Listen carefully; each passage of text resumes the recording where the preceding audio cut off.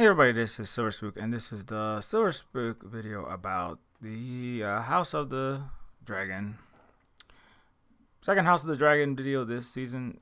This is about the queer dragon women versus the Westeros Patriarch bros, which I thought I would kind of focus on in the this particular video. If you don't know, I recently did another House of the Dragon video about a few weeks ago. I talked about how the House of the Dragon was important. Well, House of the Dragon, the Game of Thrones universe itself, not just House of the Dragon, was an important influence on the Neo Feud series of games. And so, if you want to learn more about that specifically, you can watch that previous video. But this one is going to kind of focus. I'm going to try to focus more on the gender power dynamics, maybe, and also, or just dynamics between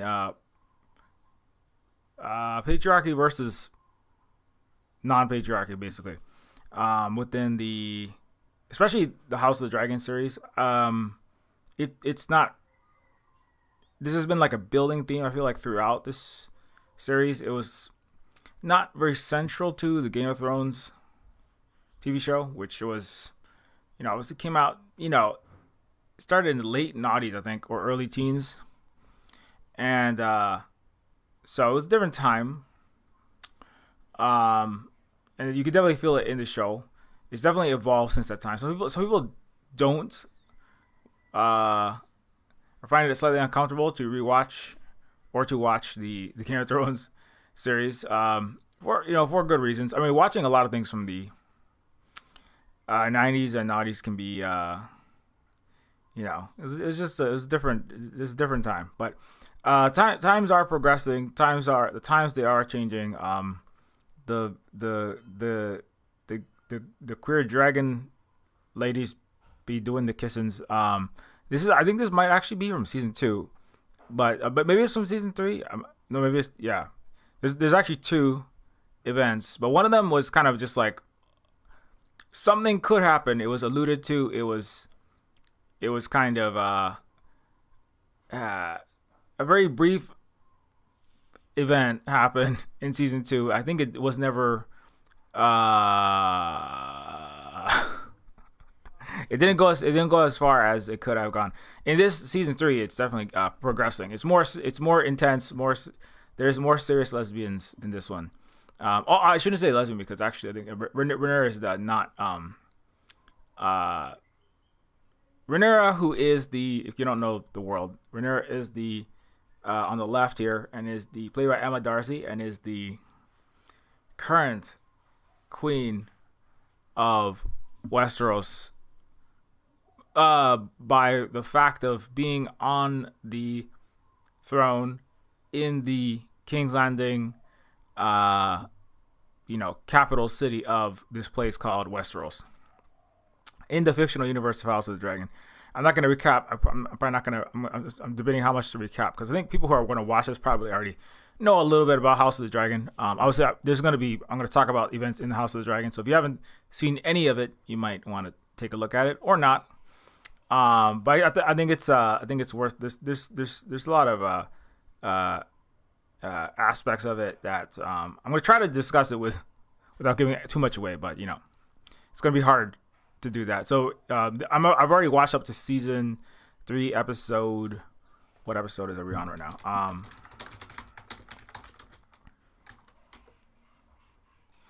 Episode. We're up to season 3. Episode 7. Yeah. So after season 3, episode 7. Let me just see what's up on that.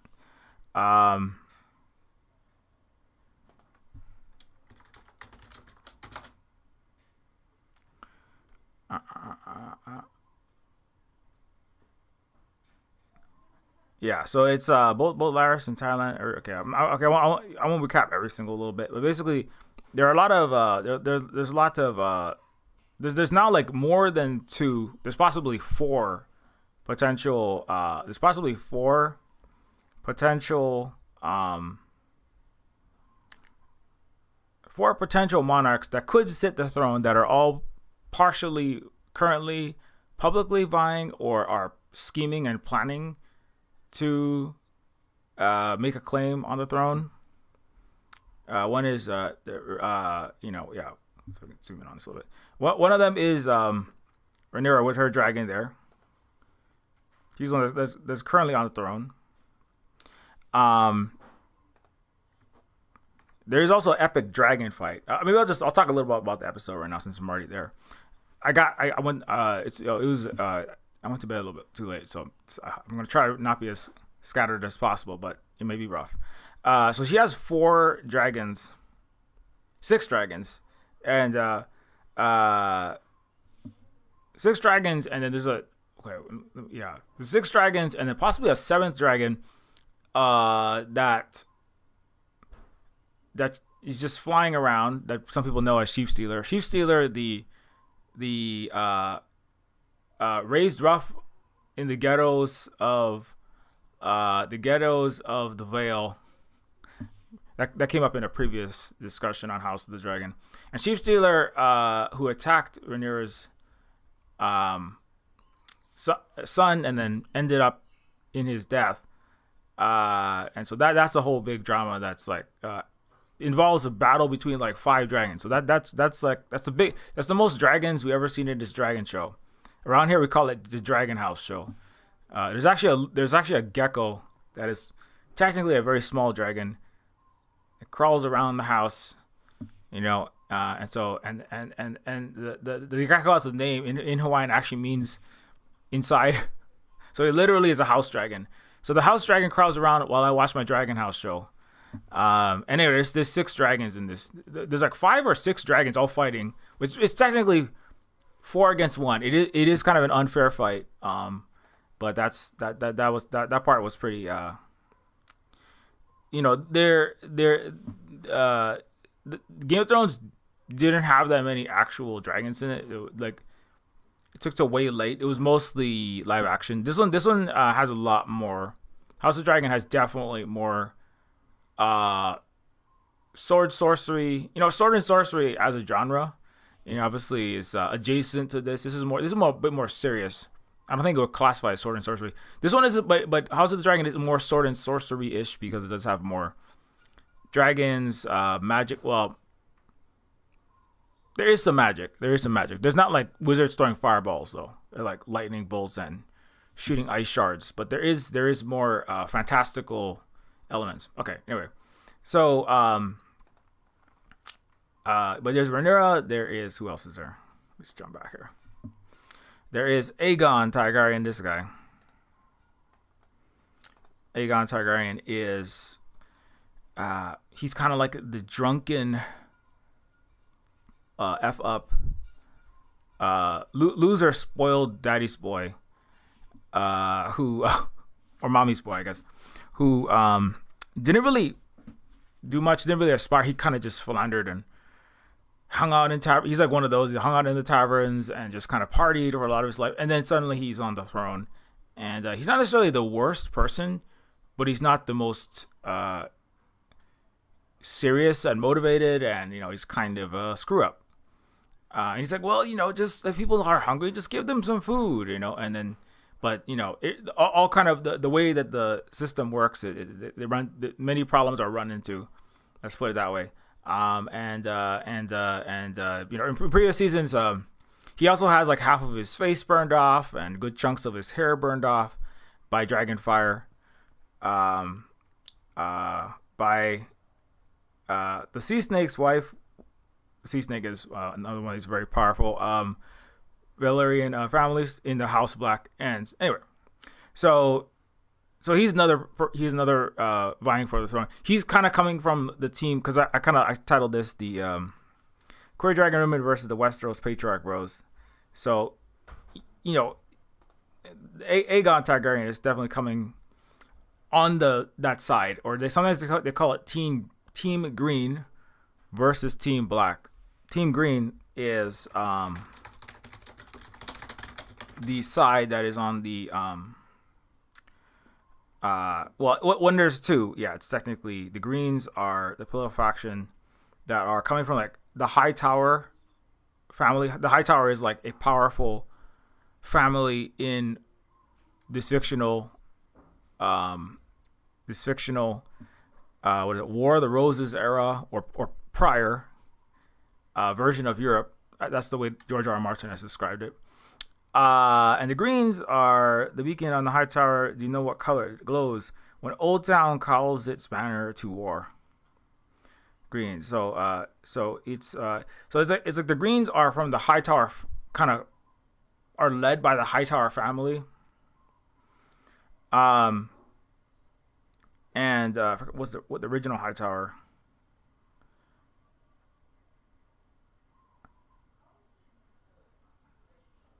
Okay, I don't see his name. Yeah, the Greens began as a political faction in King's Viserys Targaryen's royal court at King's Landing. Founded sometime after 116 AC, they are named for the green ground that Queen Alicent Hightower wore during the wedding feast uh, of Sir Laenor Velaryon and Princess Rhaenyra Targaryen in an act of coded defiance and slight towards her stepdaughter Rhaenyra. The color green refers to one of the colors of House Hightower, and the color of Hightower's beacon when Old Town's banners are called to war. So anyway, I guess what's going on there is basically, so the Greens are like the older family. They're a family that has originated and existed in this place called Westeros. It's like kind of like Western Europe, approximately, right? Like Britain, France. Dorne is kind of Spain coded. They have oranges there, you know. It's the people that come from there are like Pedro Pascal, you know. And so is it Dorne unbent, unbroken, unbowed. It's kind of like Spain fighting the United States in the collective West right now, who are trying to sanction and trying to do some kind of psyop, some kind of subversive attack to get, quote unquote, thousands of Moroccan, really, really nasty, bad people coming from the South that are all going to come up and, do something terrible to Spain, and also the global right wing. Speaking of manosphere, patriarch bros, they can all use that as some kind of like rage bait content farm, fucking mine. About how immigrants are going to destroy Westeros of the present Western civilization, Europe and the United States will all be destroyed if these Moroccans, because nobody knows geography, geology, geometry. They only know Jesus Christ, seven-fingered shrimp Jesus, crab leg Jesus Christ. So people in America think that Moroccans crossing the Hormuz Strait can enter America. Okay, so that's where you're at in the patriarchy. I should add the queer scientific, rational, book reading dragon women versus the AI generated, self lobotomized, anti-science Westeros patriarch bros, who are all about the facts and logic, though.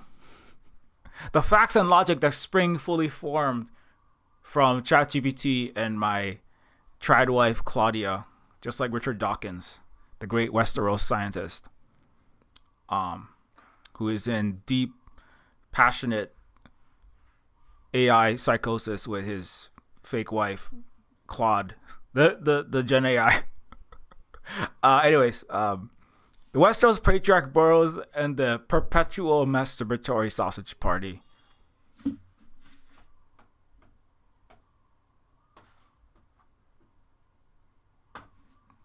Okay, anyways, before I went off on a little aside, so I guess I'm trying to like draw some of these distinctions. So in the Greens, though, the Greens are from Old Town. They are older, so they've been in House of the Dragon. I'm not the like Pope of the House of the Dragon lore team. I'm not the content director. I'm not the creative director, so I don't know all the whole. I haven't read every single wiki entry, and consumed all 7 trillion hours of short form content, and brain rotted my doom scrolled vibes out of my skull consuming House of the Dragon content. So I don't know. I know there's a lot of House of the Dragon content. So there was a lot of Game of Thrones before there was such a thing as doom scrolling. You know, before Blue Sky sprang fully formed from the skull of the Donald Trump election cycle Twitter. Back in the late 2000s, early teens Twitter, there was actually there's a lot of posting. Game of Thrones is I think it might still be the most pirated TV show of all time, for better or for worse. It was very popular and it was very talked about. And so there's definitely a lot of material on House of the Dragon as well, which is, I mean, it's kind of nice to see that, because I did like Game of Thrones, although Holly liked it before me, so you know, and then we did watch it together. Holly's watched it 3 times, I think. I am now watching House of the Dragon because you know, Holly's watches ended, as Jon Snow would say on the wall. And so now, but I carry the dragon fire torch forward into the late 2020s, and I will take one for the team and watch Lesbian Kisses for Holly. Anyway,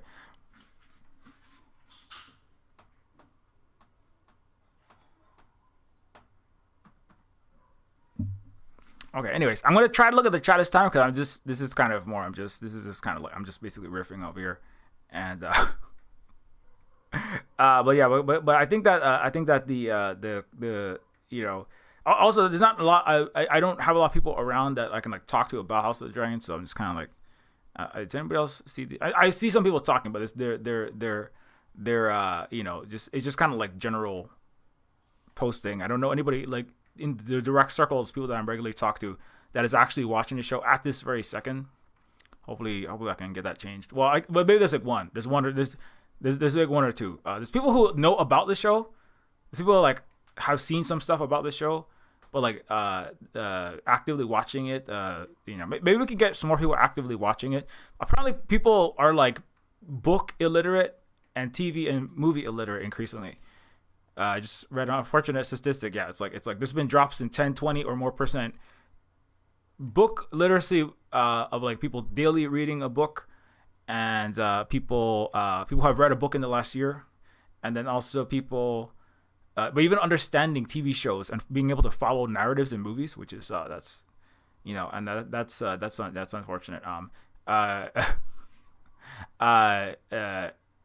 So anyway, that's another thing. So you know, I think there's a good overlap of people who are like more of the queer and more of the dragony. I mean, I'm not just saying you have to be a scaly or a furry. That's not what I'm saying with the dragon.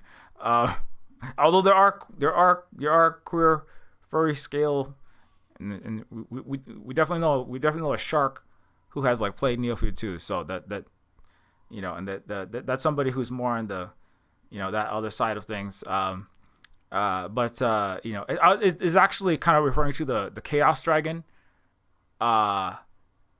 which I talked about previously. The Chaos Dragon that comes up, which is I feel like it's, I don't know if it was, but it's definitely, it feels like they're leaning into the Patriarch side is going on Jordan B. Peterson rants about the women, the you know, the feminist red pill, the feminism is destroying Western logical, rational civilization, because the Chaos Dragons, the Chaos Dragon of uncontrolled women is wrecking everything, and it's what's wrong with the world.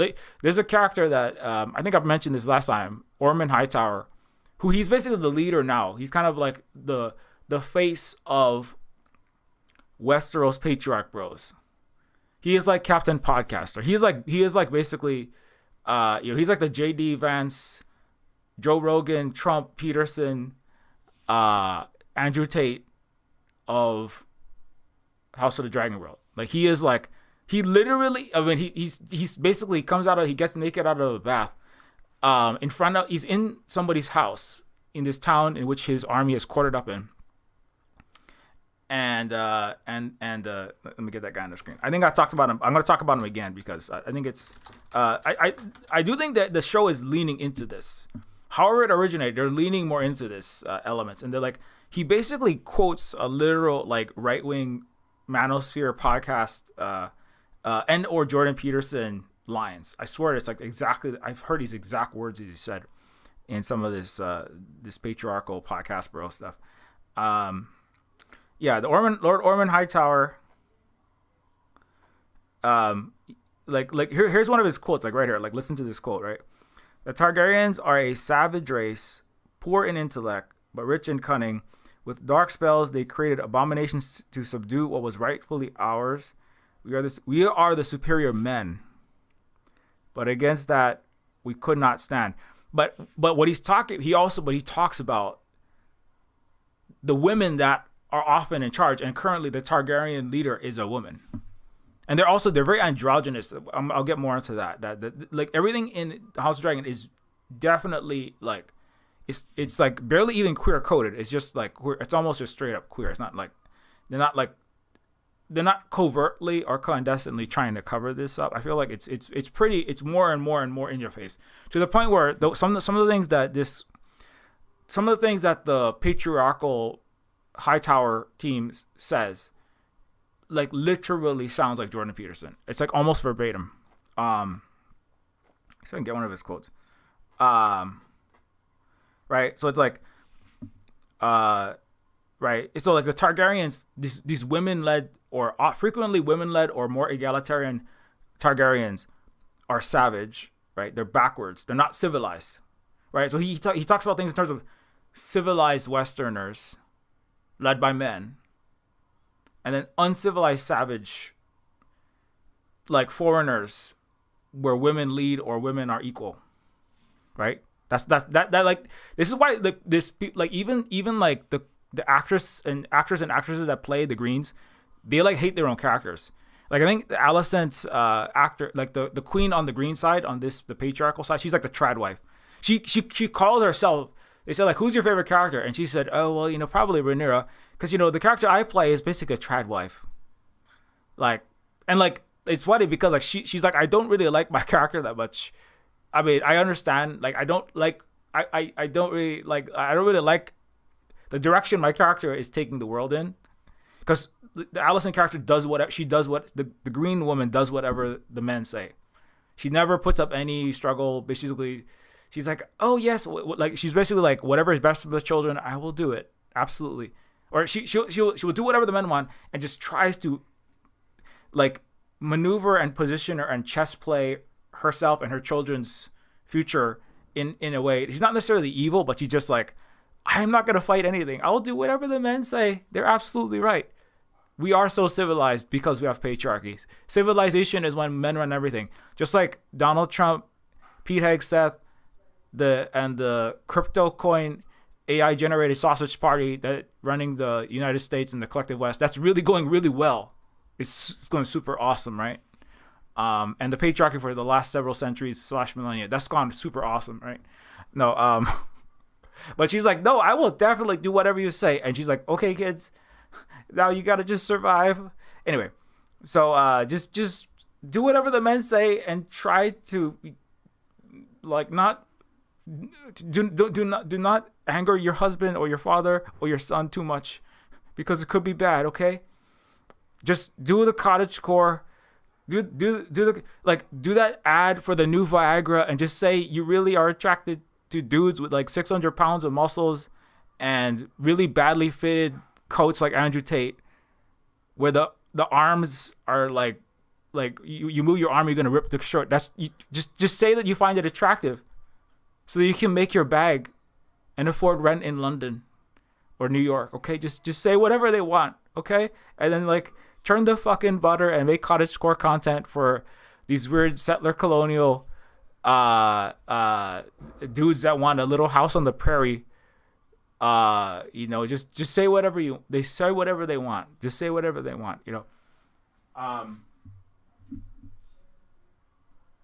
Hey, how's it going, Coral? Thanks for stopping by. Okay. So where was I going? That I lost it. Okay, and anyway. So yeah. Anyway, so but yeah, so it's kind of like they're like these dark, like he refers to them as like a savage people. Uh, uh, uh, the Westerners describe their own. They have magic, but it's godly. So it's wrapped up in the church, right? So they have their church, which is very godly.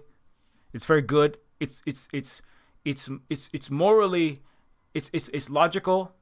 It's Catholic slash Protestant. It's Christian, and it's patriarchal, and it's pure. It's very good, right? And it's very civilized.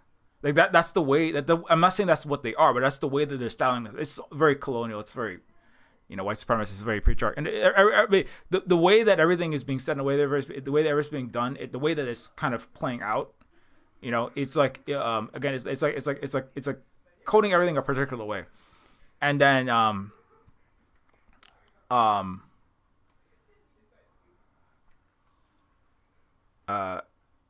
and they talk about like these the dragons, right? I mean they're describing these dragons as like these abominations that they created to subdue us. So like this savage foreign people are entering our beautiful patriarchal Christian the correct religion, and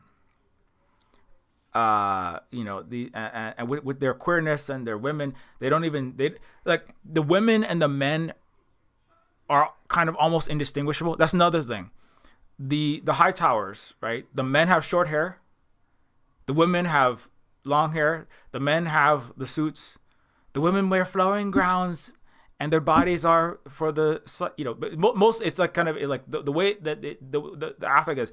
There are two genders, and there's the male gender, and they're in charge, and they have short hair, and if you don't have short hair, something's wrong with you. And then there's the female gender, and the female gender, they have long hair, and they have the flowy clothes, and they wear the frilly dresses, and they have to wear those dresses because like that's their gender. That they definitely, there's only two, and they're lesser, and they take orders from the men, who are more logical and civilized, just like the Greeks, British, French, Spanish, Romans, and Americans, and and lots of the even non-Western world under Confucianism. There's certain people that are just need to be in charge, and otherwise it falls apart. And so right, and so like that is definitely like a like if you look at like the Hobart Hightower, is that the guy? No, what the hell? Otto Hightower. It's Otto Hightower, right? Cole. One of the most disliked people in House of the Dragon, or he's not very liked. Sir Criston Cole, right? He in the first, like they always have short hair, like, or it's just like slightly, it's not super short. But it's definitely short relative to everyone else. Like the way that everyone appears and he's on the Greens team. This guy. At one point his hair is basically shaved. He starts looking. Sometimes he looks kind of like he looks kind of like Prince Caspian a little bit, and then he definitely, it's like he's Dornish, so he's like from like the Spanish, the alternate history version of Europe that is kind of Spain like. Then he kind of looks like Mark Antony, or he looks like some kind of like Roman legion commander. At various points, but like, and his character, he is on the Patriarch bro side. This guy is upset that this is another thing about like the Greens, right? Like, he was the Kingsguard for Rhaenyra, right? Who was at that time younger and a princess. And then he was supposed to be guarding her. She was a child, right? He was the royal guard, right? He was like the soldier standing outside of her room. She came back drunk one night after, a night on the town with her kind of wild uncle husband. I mean, the one thing that's kind of like, what is the incest part of the Targaryen? It's like, well, that's just part of how they. That's just part of that. That's you can't like that. That was kind of like built into who they were a long time ago. But anyway, so Rhaenyra comes back to her room after a bender on the town. And Mr. Cole here, he's like, I am an intensely honorable. I am a true knight. I'm a true soldier. He like really thinks of himself, and I'm not saying he doesn't try that, but he's like, he doesn't have a lot, but he is like, I am a knight, because I think like his family, he doesn't have any like powerful family anywhere, but he has his knighthood, and so he like really like is very about his being a true chivalrous honorable knight. And then like Rhaenyra comes back and then makes advances on him. She's kind of drunken, and then things happen, and then he does it with Rhaenyra. But then after that, it's kind of like, okay, well, yes, she came out to him, but it's like if you wanted to stay, but he's upset at her because he broke his oath. But it's kind of like, okay, if you broke your oath, then and you had intercourse with the princess whose virginity and sanctity you were sworn to protect, which you swore to protect. That's not really her fault that this happened. But like, I mean, he's kind of like the obsession guy, He's making a woman that he has been around and appreciated. He's making problems that he has caused her fault, rather than just being like, I broke my oath. It's like, if you broke your oath, then fall on your sword and die. If you broke your oath, then take yourself into exile. He wants her to go in exile with him. Rhaenyra is like, I have duties here.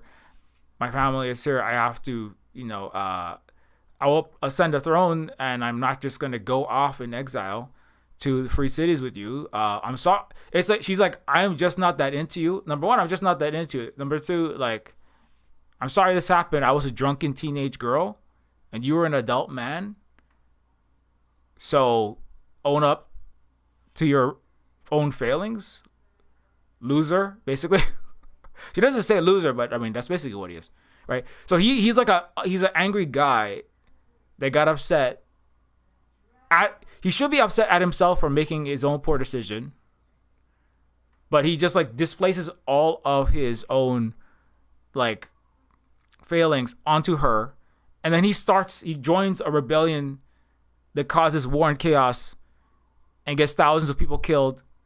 Entire towns and cities burned to ash. And he causes chaos, havoc, death, and destruction, misery, poverty, and plague. And the four horsemen of the apocalypse. Like, he is one of the four horsemen of the apocalypse. The four horsemen of the apocalypse is like Broski, Patriarchal Broski 1, Circle, Mr. Bella in Hightower,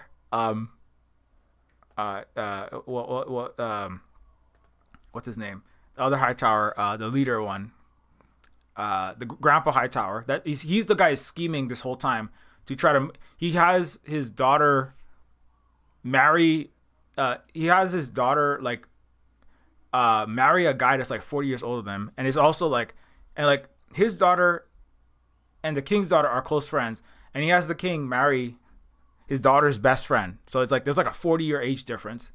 And make more heirs, but that's part of the Hightowers trying to scheming and plotting to try to get closer and deeper into deeper into the halls of power of King's Landing. And that itself is not, that makes them not very likable there, right? And then like King Viserys is he's kind of like he can be kind of like silly, and he's a little bit of like a. He's not a great warrior. He's not a great soldier. But like he does rule in a way that does maintain the peace for at least some time. He doesn't. I mean, he does things that is probably in the best interest of people within the kingdom. of within the seven kingdoms in Westeros in this place, right? But he's also a Targaryen, and so the Hightower people, like the eldest is like the CIA, or he's like he's like this scheming oligarch, you know. He wants the Hightower older patriarch played by Rissy Fans, is that what his name is? Sorry, let me get that correct. My sleep deprived brain is not calculating these names properly, or not remembering them probably. Otto Hightower, yeah. So the Otto Hightower, right, who is like, he's like the oldest on-screen scene like noble in charge of this Hightower family, right? He is like constantly manipulating he's kind of Tywin like from the Game of Thrones. He's manipulating and scheming and moving his children around. He's the hand of the king, and he's trying to get maximum title, maximum privilege, maximum power, maximum control, like for himself and for his family, right? Now the King Targaryen, of course, he's already king, so they don't really care. But like, you know, he like and him, this guy, and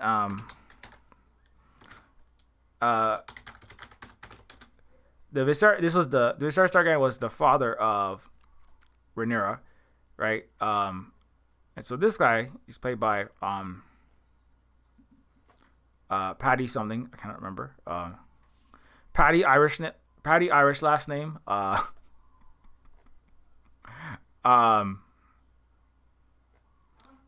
Considine, that's what his name. I was like, Saint Patrick's Day Constantine. What the hell is his name? Anyway, sorry. Okay, so this Viserys Targaryen, he is like he likes painting Dungeons and Dragons miniatures of the Westeros kingdom, like his old city.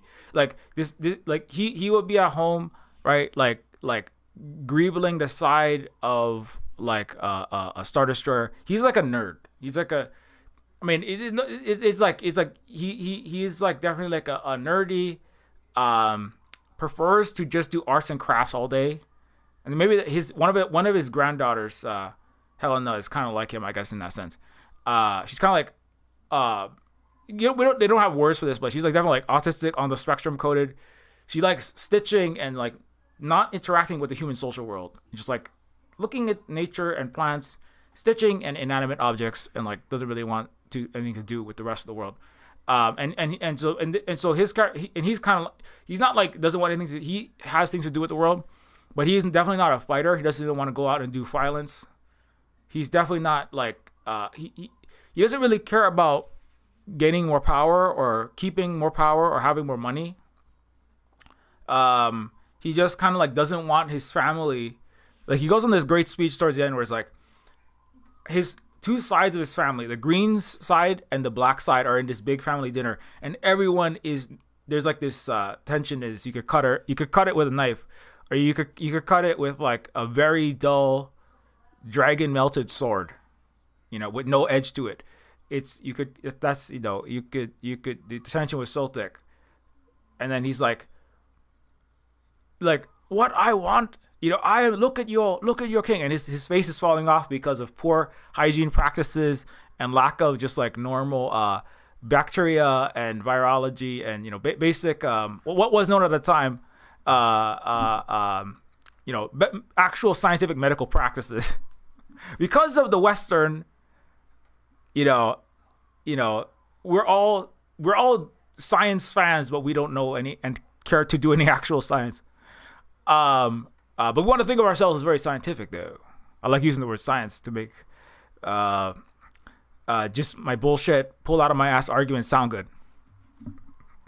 As Thomas Aquinas once said, something that he didn't say, and it's irrelevant. So the king is like, look at me, look, my children are fighting, my family is divided. What I want is us all to come together and let's all just have a happy family dinner. Look, my face is almost rotten. My head is half a skull. Soon I'll be gone. Can we at least have one happy family dinner? Because his family is split. Because some of his, Some of them are fighting. There's obviously it's foreshadowing for what's going to come, which is war over the throne, rather than a united, peaceful kingdom, right? So he's like, oh my God, no, and because he's trying to, because what he's been trying to do is to stop that from happening this whole time, because he remembers a time, and he constantly recalls this time of great chaos, destruction, and when the Targaryens, his homeland, because they're not from Westeros, right? They left, but when their entire homeland was destroyed in this catastrophic strife, right? In a more divided time. So he's like trying to keep peace and prosperity going forward, because there already has been some time of peace and like more win-win cooperation and peace and mutual benefit and less suffering, poverty, and immiseration and war for some time.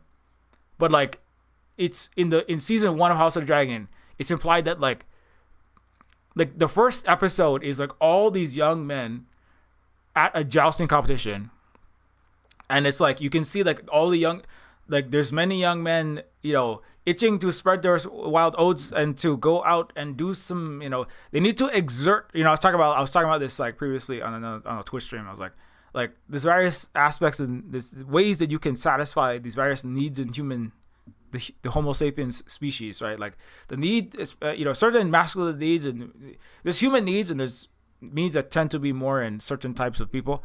And like they need to go out and do some kind of, people have a need to exercise and like get energy and like exert and express energy. But there's also like kind of a competitive energy. I was talking about this with Lego competitions and like competition in this is, I don't want to go too far off on this, but it's kind of like competition. You can get competitive human energy out in a soccer or a football competition, or you can get competitive energy out in stock markets that burn half the planet and immiserate billions of people. You can get competitive energy out in Lego competitions and in like, building and cooperatively learning together, but like in a non-toxic way where somebody has to win and somebody has to lose, and the winner beats the loser up to a pulp. Because I coached like first Lego League competitions at one point, which is positive. But you get the competitive, you get the human need to try to do their best in competition, and to have that adrenaline rush and like winning or losing, but people still high five each other, and and we don't go farther than that, right? And like so that fulfills that human need for that without. So you get the benefits of the activity, that life way, right, or that event or that system way of doing things, or that structure, right, of the first leg of the competition fulfills a need to do, because it's physical exertion, you have some mental exertion, it's social, you get social needs met, and you also get some of the competitive needs met. You get learning. People like feel like they're learning something because you are learning things there. It's knowledge, and then so you're meeting all these needs, right? Without these like ramifications.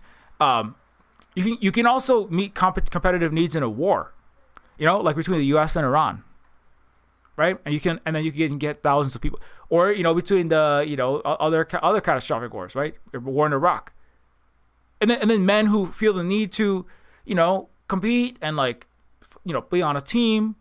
Right, I mean, because you can get the competitive urge out in a football field or a soccer field or video game massive team competition, or you can go and blow other people up and kill lots of people, and it's also a competition, but then the impact of it is far worse, right? And so Viserys is like watching, but there's more and more people, more and more young men that are like trying to get there, but there's like it's almost like it's starting to the level of pent up.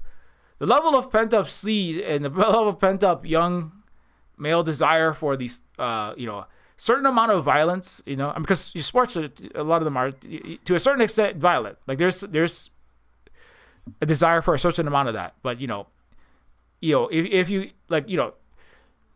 if you go big wave surfing, or like, which we went and did some beach events yesterday, and like it is kind of treacherous a little bit, right? Mostly it's like you might be roughed up and violent. You might have violence done to you by the ocean. When you're catching a big wave, you eat it. I mean, there's some like adrenaline rush in that. I just did that yesterday. I was like, oh shit, I better kick really fast and go really hard. Oh, I'm gonna get whacked by this wave. It's gonna be rough. So, but you can also fulfill those needs, right? In like in war, you can fulfill it. You can fulfill it in Wall Street, and oh yeah, I made $1 billion today. Oh, but my friend made $2 billion, and like that competition between like a few million or a few thousand, mostly cis straight white guys, but not all, but disproportionately pursuing vast quantities of wealth, right? Can cause billions of people and the entire planet to burn. And it's a system called capitalism, and it plays out through stock markets. But stock markets are full of really, historically it's known that it's like people that are extreme risk takers and people that like are extremely competitive, right? And extremely adrenaline driven. Like, I want to make the most money. I want the most power. People are willing to lie, cheat, steal, kill. Like, other things like that are also a factor in it. But there is at its core, it's a highly competitive, structure. It's not a very good structure. It's not a very good sport. It's not a very good system, because it winds up in stock market specifically, because it winds up in accumulation of capital of this terrible, unjust ruling class, losses in homelessness, poverty, and suffering for millions of people who don't have healthcare, housing, food, bombing and annihilation of entire countries, immiseration of the global South. I mean, but you those people who won the competition, they could just have played, well, not Call of Duty, because that's a call of colonialism, but they could have just played like some kind of video game together, or they could have just played some sports together, or you could play, if you want to play like a game that doesn't involve running around and beating each other up, you could play you could just play Scrabble. I don't know, something else. Maybe that's not intentional. You could play like virtual fake stock market. Just play poker with each other or something. I don't know, but you know what I'm saying. So long story. That's like a long story to get out of this, but that is part of the toxic patriarchal elements, I guess, because Viserys is worried about what happens when the men who are around begin to thirst for war, and then what if we reignite a time like in our past, right, which he is constantly remembering, right, which is the time of great suffering and death and destruction because of this I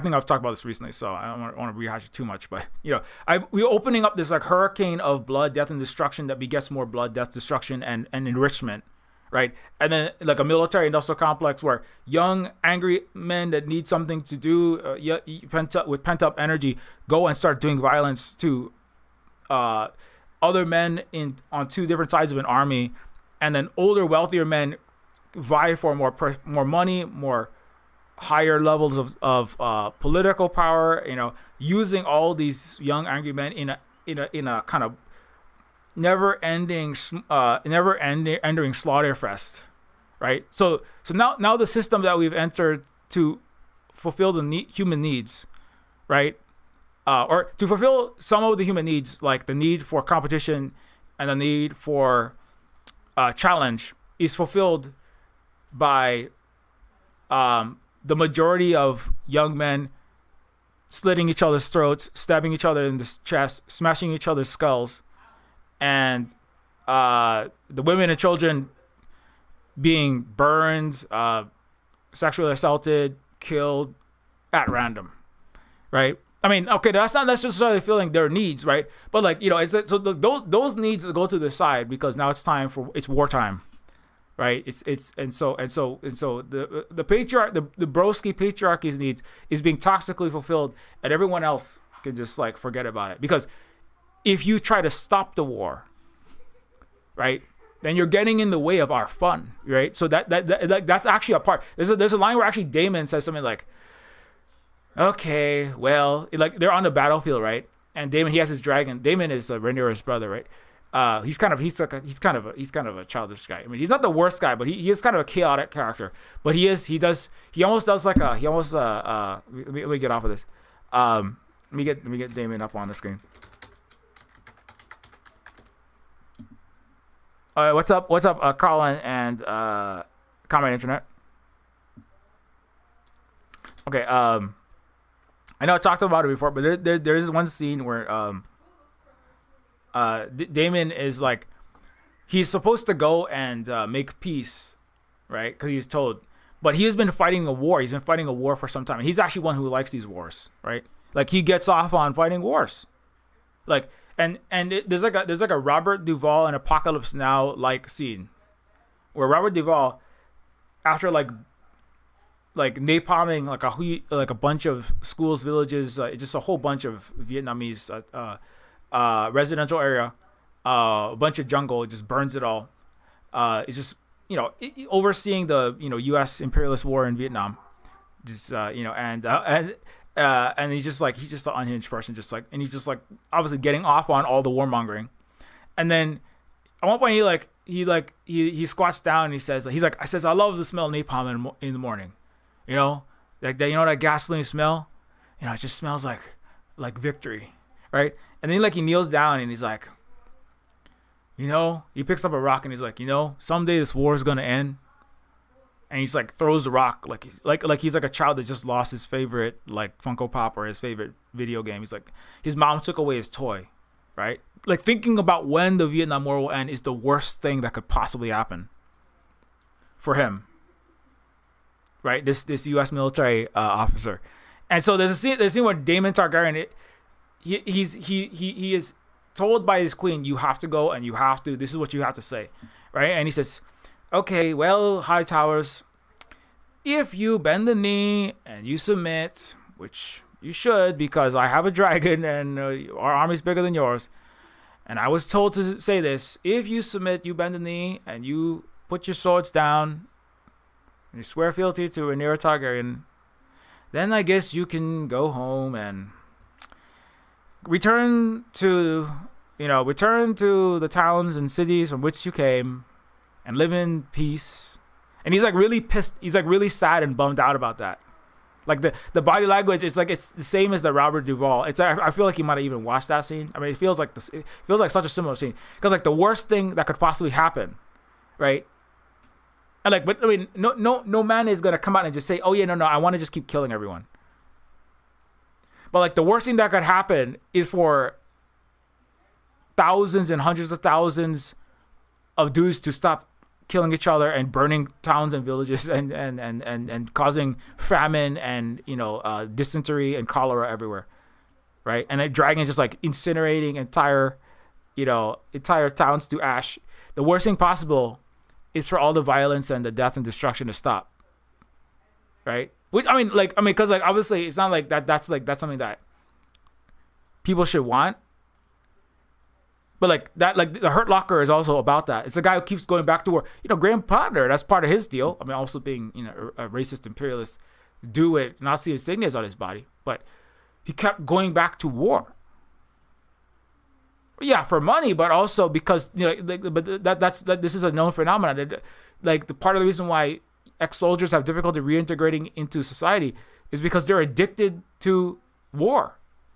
They're addicted to mass real violence. Now it's terrible, but it's also, like almost getting smashed by giant waves is terrible too. Getting smashed. I mean, I've had it happen. It kind of sucks, man.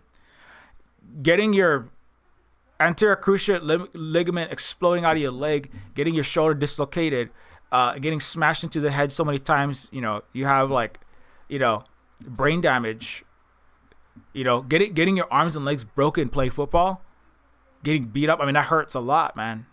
You can get a. I mean, I play football. I don't understand. Like, I want to go back and get smashed up. That's not in the long run. It's not necessarily good, right? Like wrestlers, right? Like Holly's friend. We have this, our friend Ophidia the Cobra, who voice acts in the UFC too.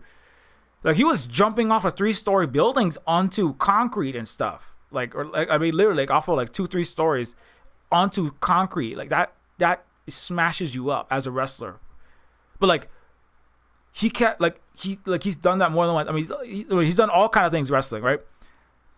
Why do people watch wrestling, right? Why do you watch men like smashing each other? But yeah, it's acting. I mean, but the violence and the smashing is not all fake though, and like why do people watch that? Why do people watch action movies and where people are shooting, punching, kicking, stabbing, each other. Those are the most popular movies. I mean, cartoon, comic book, or like live action or war movies, or just action movie, right? People, like those are the most selling movies. I mean, people, not even just dudes. Why do people watch that? Why are people watching House of the Dragon, where people are getting burned and slashed and stabbed and punched and kicked and dropped off and beheaded? So, I mean, I'm trying to point out something, which is that like there's ways to fulfill the needs for the people have. There's ways to fulfill various serotonin, dopaminergic, adrenaline, other neurochemical and other fixes and other aspects of the human existence, right? But you can fulfill it if you watch a movie about violence. It doesn't cause actual immiseration, starvation, death, plague, cholera, and the four horsemen of the apocalypse. If you start a war in the Strait of Hormuz, you're going to cause that. I mean, you're definitely going to cause that for your own citizens. You're going to cause that for the economies of East Asia Pacific. You're going to cause immiseration. You're also going to cause death, destruction for volleyball teams in Iran and schoolgirls, right? And you're also going to cause death of your American and U.S. and Israeli intelligence and military personnel, which have all been blown up in Saudi Arabia, Kuwait, Bahrain, the Red Sea, the Strait of Hormuz. You can all getting themselves blown up and dead. And obviously imperialism itself is its own disgusting, horrible system that will, cause all these things, either way. But starting, I mean, if you hadn't done imperialism, then there wouldn't have to be all these current events too. I'm getting all these U.S. Navy ads, right? What are the Navy ads? The Navy ads are like, sign up, young man, right? Have you dreamt of adventure? You ever wanted to be on the world's greatest aircraft carrier? Fight for glory and honor and country? Join the U.S. Navy, because everyone in the U.S. Abraham Lincoln has been out for 2 months longer. They have moldy showers, rotten food, and they're like a mental health crisis where people are about to have psychotic breaks is happening, according to mental health doctors on the U.S. Navy carriers that are getting themselves shot at and cannot even handle what they're taking on when they fought the Iran and in this imperialist, ridiculous attempt to preserve the U.S. dollar hegemony and petrodollar system. Anyway. So I'm just throwing that in the mix. I'm supposed to talk about gay dragon stuff, so I'm gonna come back to that.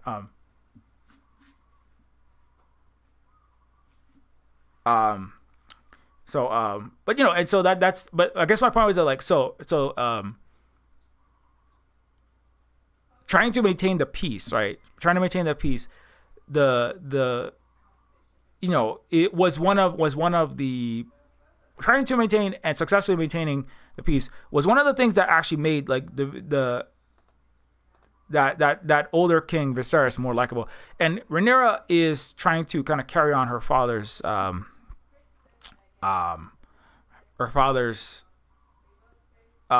legacy, right? So where the Greens really, as the greenhouse as the older house, right, led by this guy, that aspires for more wealth and power and prestige and their own personal selfish interests, right, over those of the kingdom. If Otto Hightower, this guy, right, if he had been thinking about the kingdom, he wouldn't have been conspiring so much, because basically the House of the Dragon wasn't divided because of this guy's political machinations. In large part, it's mostly him.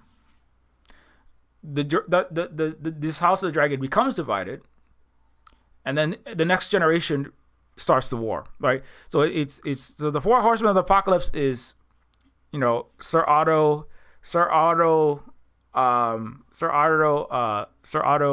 what's his name? Jordan Peterson. He kind of looks like Jordan Peterson a little bit, actually, if you look at him. Unfortunately for the actor, and then so it's Captain CIA. It's Captain CIA oligarch boy, Patriarch. Also short hair. The way they're coded like Western male, conservative, normal male Western gender, right? The way that their hair and clothing styling is. And then you have sad incel ex-knight that he joins this rebellion side, or to start scheming. He's one of the people that really wants to start this war because he's mad that he couldn't keep it in his pants, and he's projecting his own, again, failings onto the woman. So he's like Sir Obsession, Sir Incel Obsession. I mean, Obsession, the movie Obsession, right? This right the I have a whole video just on that recently, right? Pull it up on the screen for a sec. Like he's a lot like that guy who's like, everything was right with the world, everything was right, and everything would have been perfect with the world, but girl, why couldn't you just like do what I said, that it was a result of my own fuck ups and my own failings, right? Why couldn't you just be normal, right? Like, I don't know if you haven't seen this, you can watch it, go back and watch it. The Nice Guy Misogyny and the Horror of the Non-Consensual is like this guy who wishes for wishes for a girl to love him. It actually happens, and then it happens, but then he knows it's not actually her, but he's just mad. But he is just like mad at her, and he's blaming everything that's happened on her, even though it is him that has caused the whole thing. And his own failings, his fuck ups, his failures to communicate, and here's using this screwed up, terrible, evil magic toy. And anyway, okay, so coming back to this, yeah. So in that sense, like, so Sir Christian Cole is kind of like Mr. He thinks of himself as a nice guy. Like, I am the most chivalrous knight. I am the bestest knight. I am the most honorable, the most nicest, I am the most fedora wearing, nice guy knight. I am the most whitest of white knights that has ever white knighted. I am here to save and protect the sanctity and the honor of women.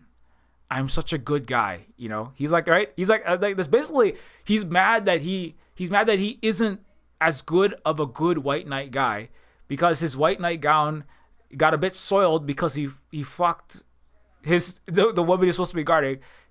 But it's like, okay, so if you want to be a white knight, then be a white knight. If you want to be a pure, good, noble knight, like, it's kind of like he wishes, it's like he wishes he was a Knight of the Seven Kingdoms knight, right? I don't know if I talked about the Knight of the Seven. I think I might have brought that up on the House of the Dragon episode. But the Knight of the Seven Kingdoms, also definitely worth watching. In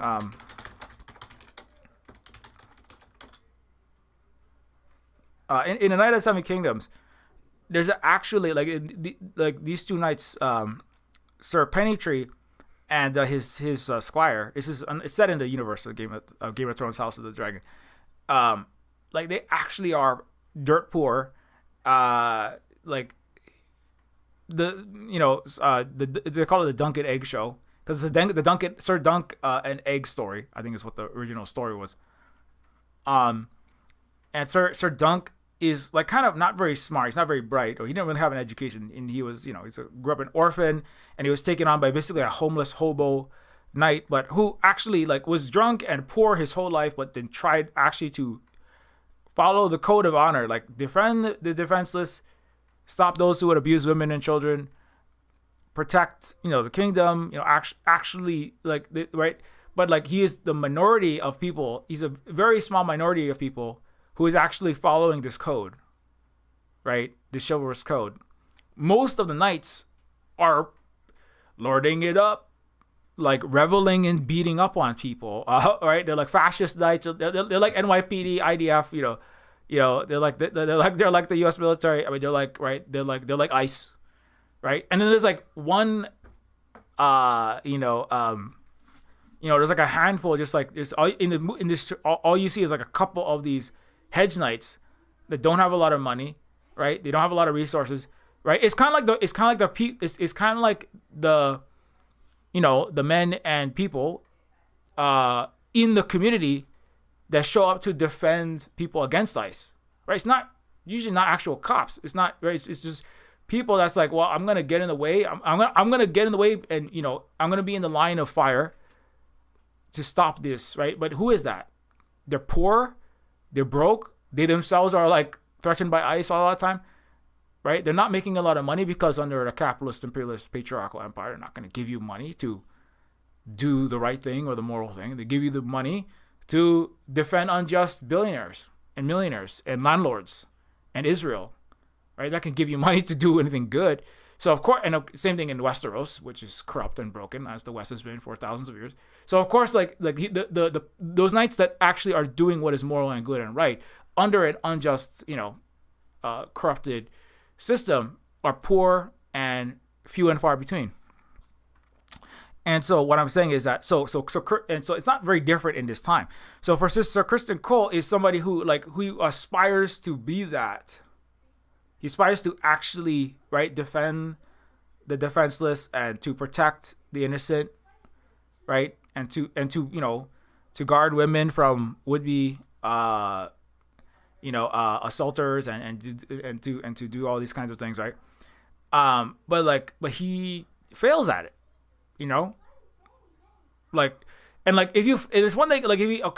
you failed at it, then it's one thing to say, I should have made a better choice and not done this thing. I should not have, right? You can say like, I failed to live up to my knightly code, right? And like own his own screw up, right? But what makes him into a toxic patriarchal guy? Because the people aren't perfect.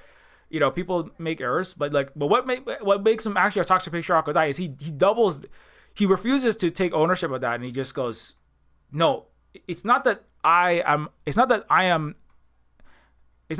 not a pure knight. I am a pure knight. I am the bestest man.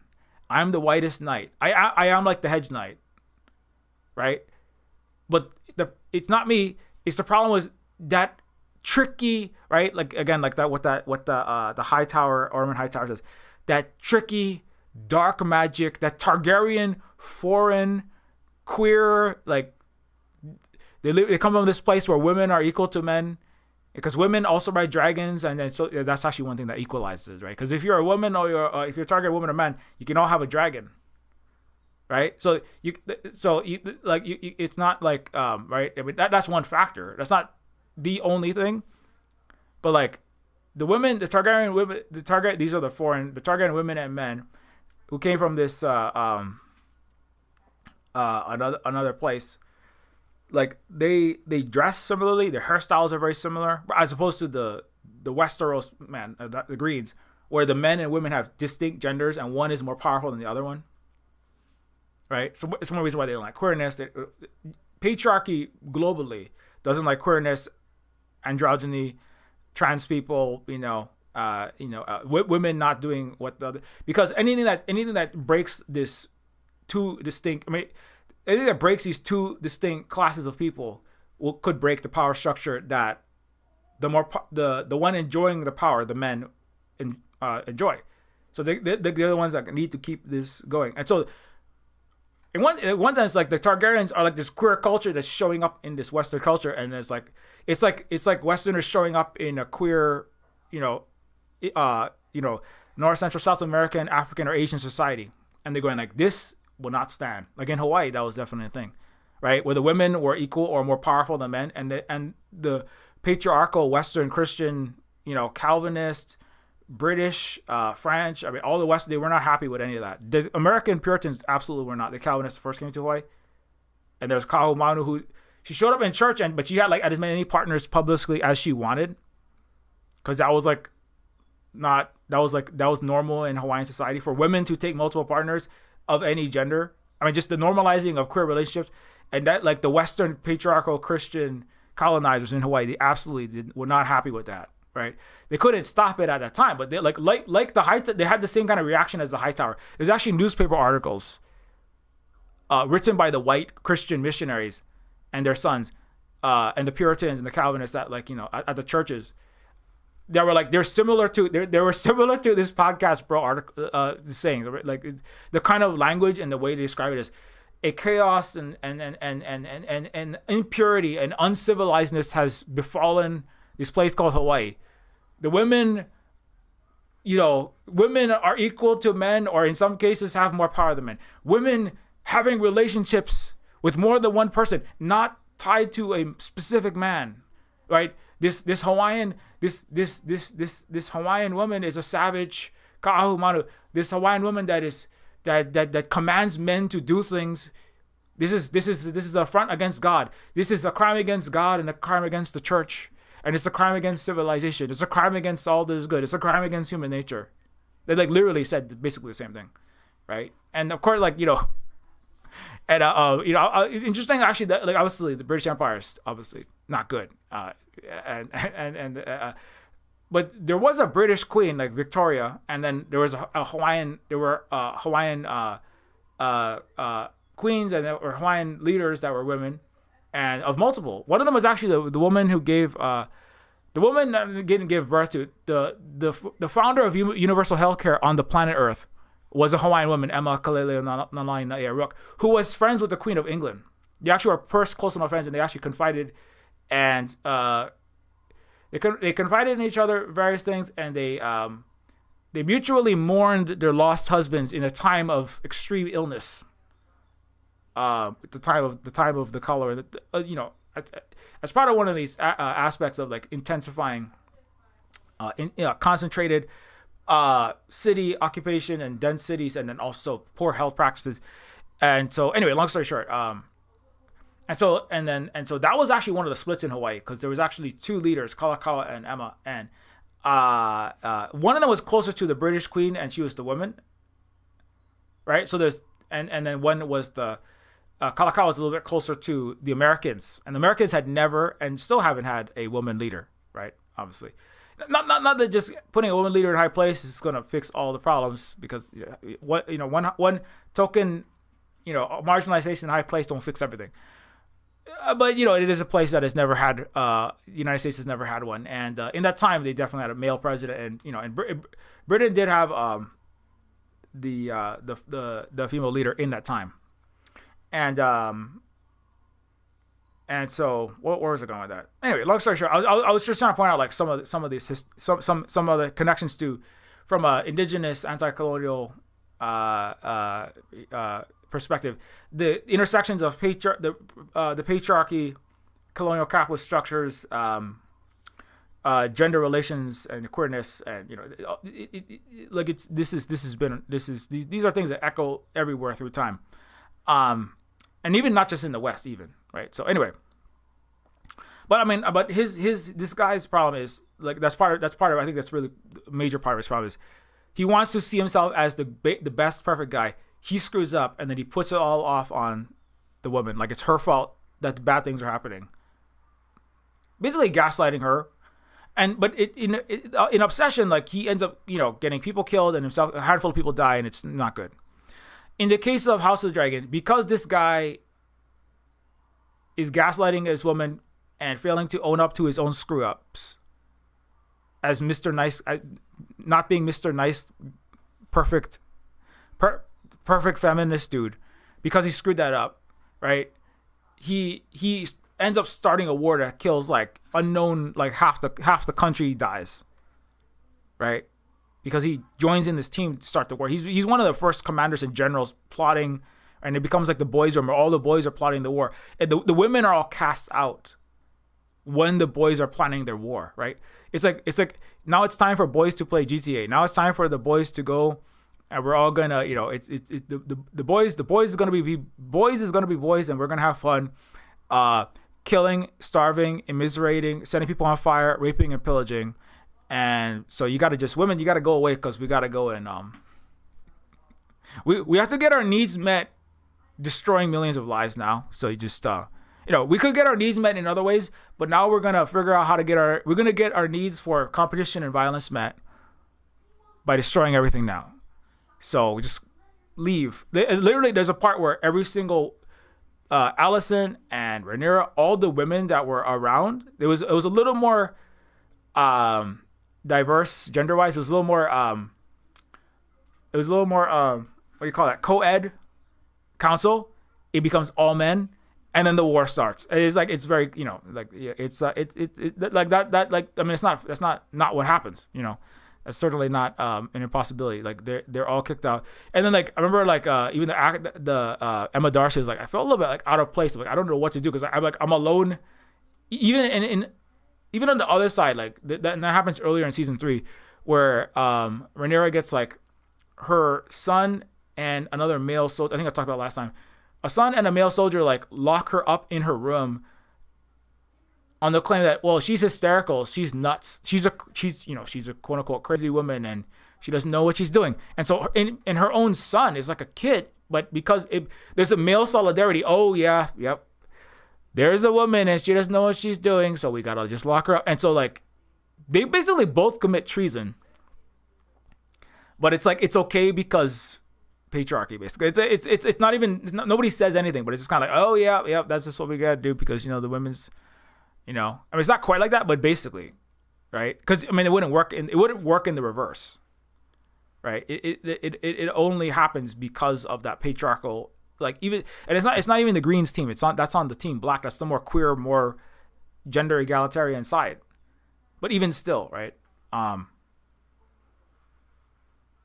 Okay. Anyways, so this guy and Mr. Hightower, and then who else is there? But it's basically it was like this. It's the upset patriarch boys club, and that's what starts that's basically why a lot of things go to hell in Westeros. That's not every single reason, but like that's a big chunk of it. And it's not like it's out of nowhere. Like the beginning of House of the Dragon season 1 starts with it's a long foreshadowing of what would come. I mean, I'm not saying the writers knew everything that would happen all 3 seasons, but like the start of episode 1 of season 1 of House of the Dragon starts with, we're in a time of peace, but I don't know how long this will last, because on the jousting field, like what in the healthy, non-destructive, or less less needless immiseration and suffering and chaos and society dissolving competition, right, which is the jousting sport. It's like the equivalent of soccer or football in a time, right? Because people get to compete. It's like not a Lego competition, but it's a competition which has some violence in it. It has teams. People can feel people can get their being a part of a team. That's a whole need right there, right? People get to cheer for their team. People get to feel the ups and downs, right? Because when you're watching a sport, even if you're not playing it, right? I mean, it's kind of like watching a wrestler. When you're watching a wrestler, even if you're not getting smashed up, banged up, right?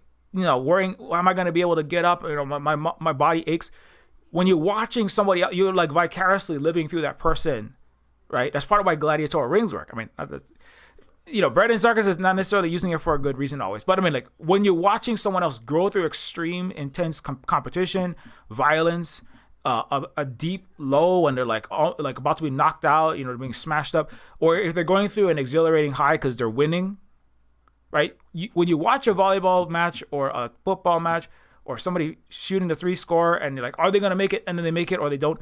Everyone is right, because humans have mirror neurons. Humans have empathetic, like the Gandhi neurons. They can sympathize and they can see and they can live that inside their own mind. And sometimes you even reliving parts of the past that and then your body can grow through not all of it, but some of the release of certain kinds of energy that has to be released, right? So like in the jousting competition, like people are going through that process of the highs and the lows and cheering and celebrating and then crying and screaming and getting mad because you lost, right? And then and the people on the field are also going through their own competition. They're going through their own experience, as they're like smashing giant long sticks into each other's armor, riding a horse at 30 miles an hour. Or other kinds of competition. But then in the jousting competition, like there's so much some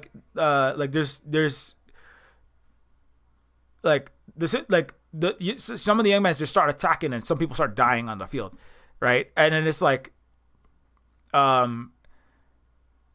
the current systems they have set up is not sufficient to contain the amount of pent up like needs for like violence, competition, and other things in the society. And like even the King Viserys even kind of knows that. He's like, oh, this is dangerous, right? But he and everyone else don't know exactly what to do about it. But like for the rest of like the House of the Dragon, like Viserys is trying to stop the spiraling out of control of that, right? And re-entering an age of immense suffering and darkness because of like entering a new like a phase change into a new civilizational structure and civilizational holding pattern, right? That's what he's trying to stop. He tries. Ultimately, he doesn't succeed, right? But where does I go with that? So my point was like, so like I feel like that is so like where House of the Dragon. By the time we get to season 2, war has started. The house is divided. House of the Dragon is divided. They're fighting each other. People are dying. People are starving. Right. In order to try to stop the rebellion, there's a siege. There's an embargo. Right. It's kind of like what the U.S. is doing to Cuba is not. That's under imperialism. But I mean, as part of a struggle, one thing that can happen as part of like intentional cutting off of all food, medicine, clothing, and all goods. Right.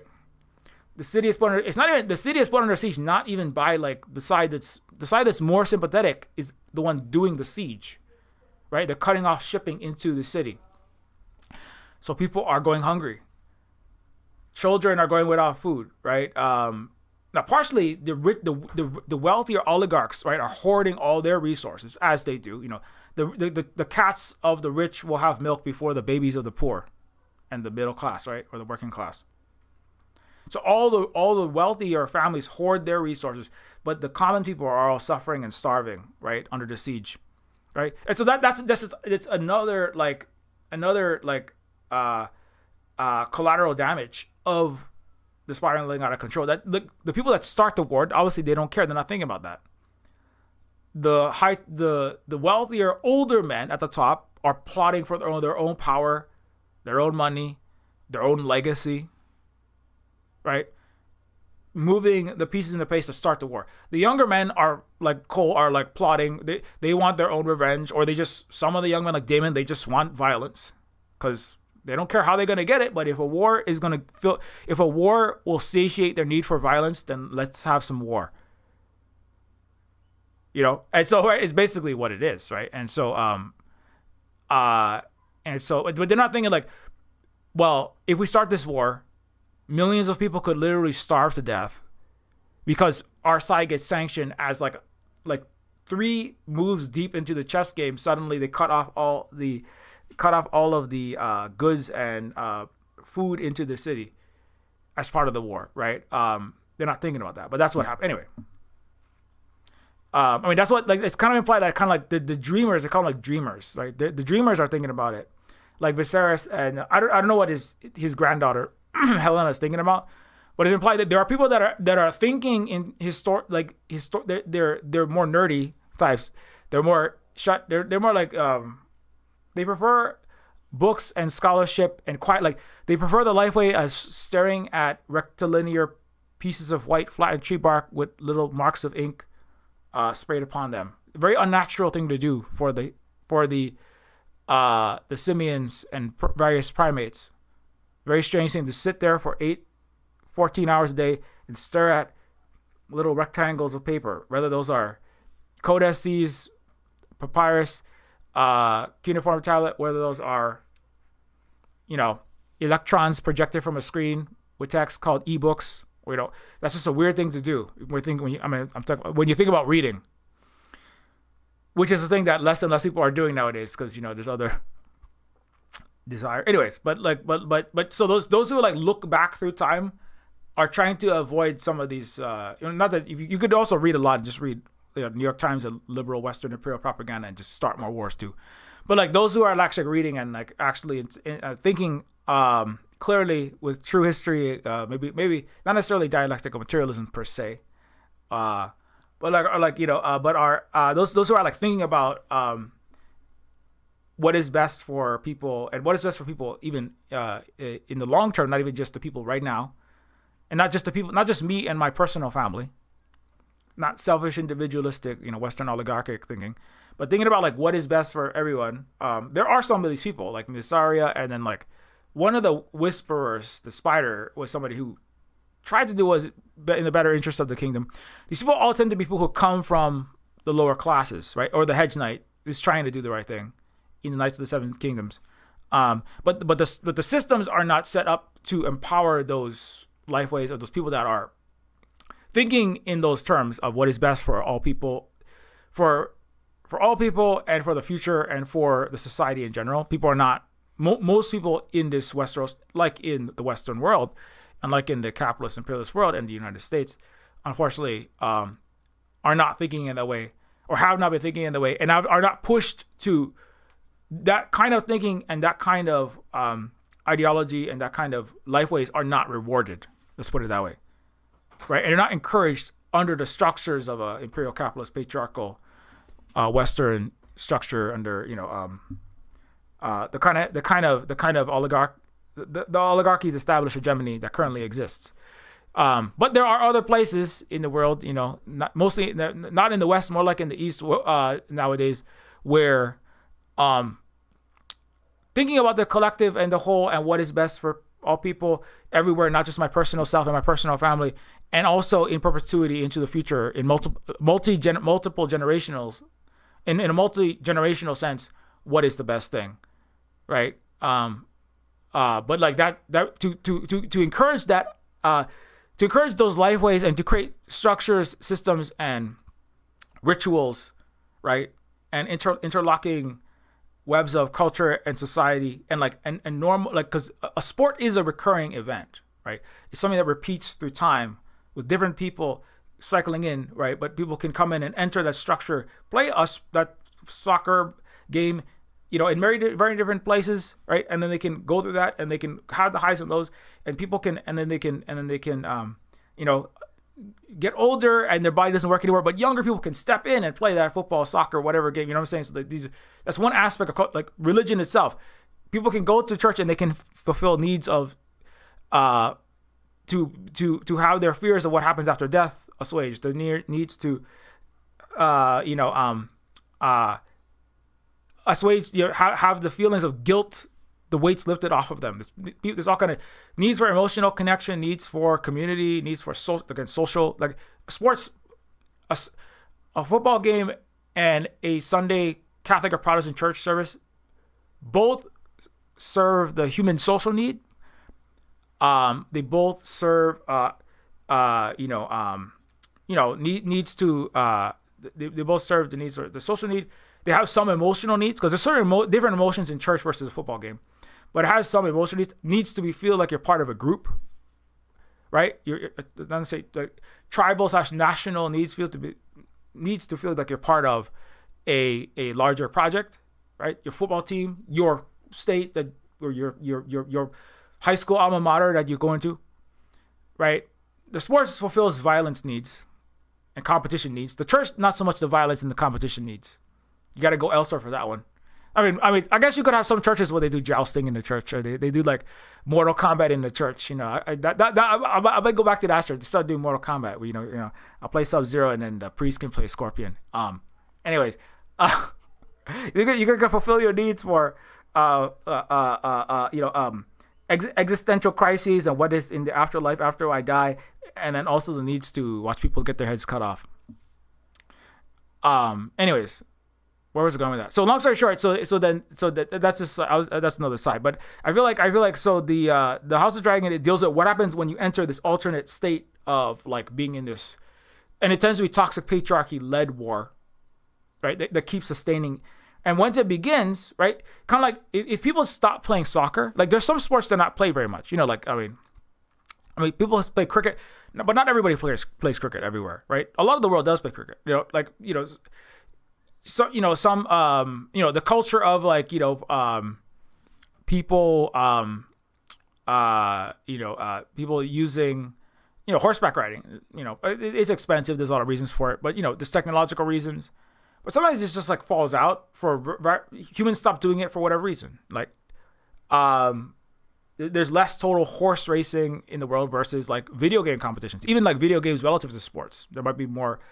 Still a lot of sports competitions, but and various sports come in and out of fashion.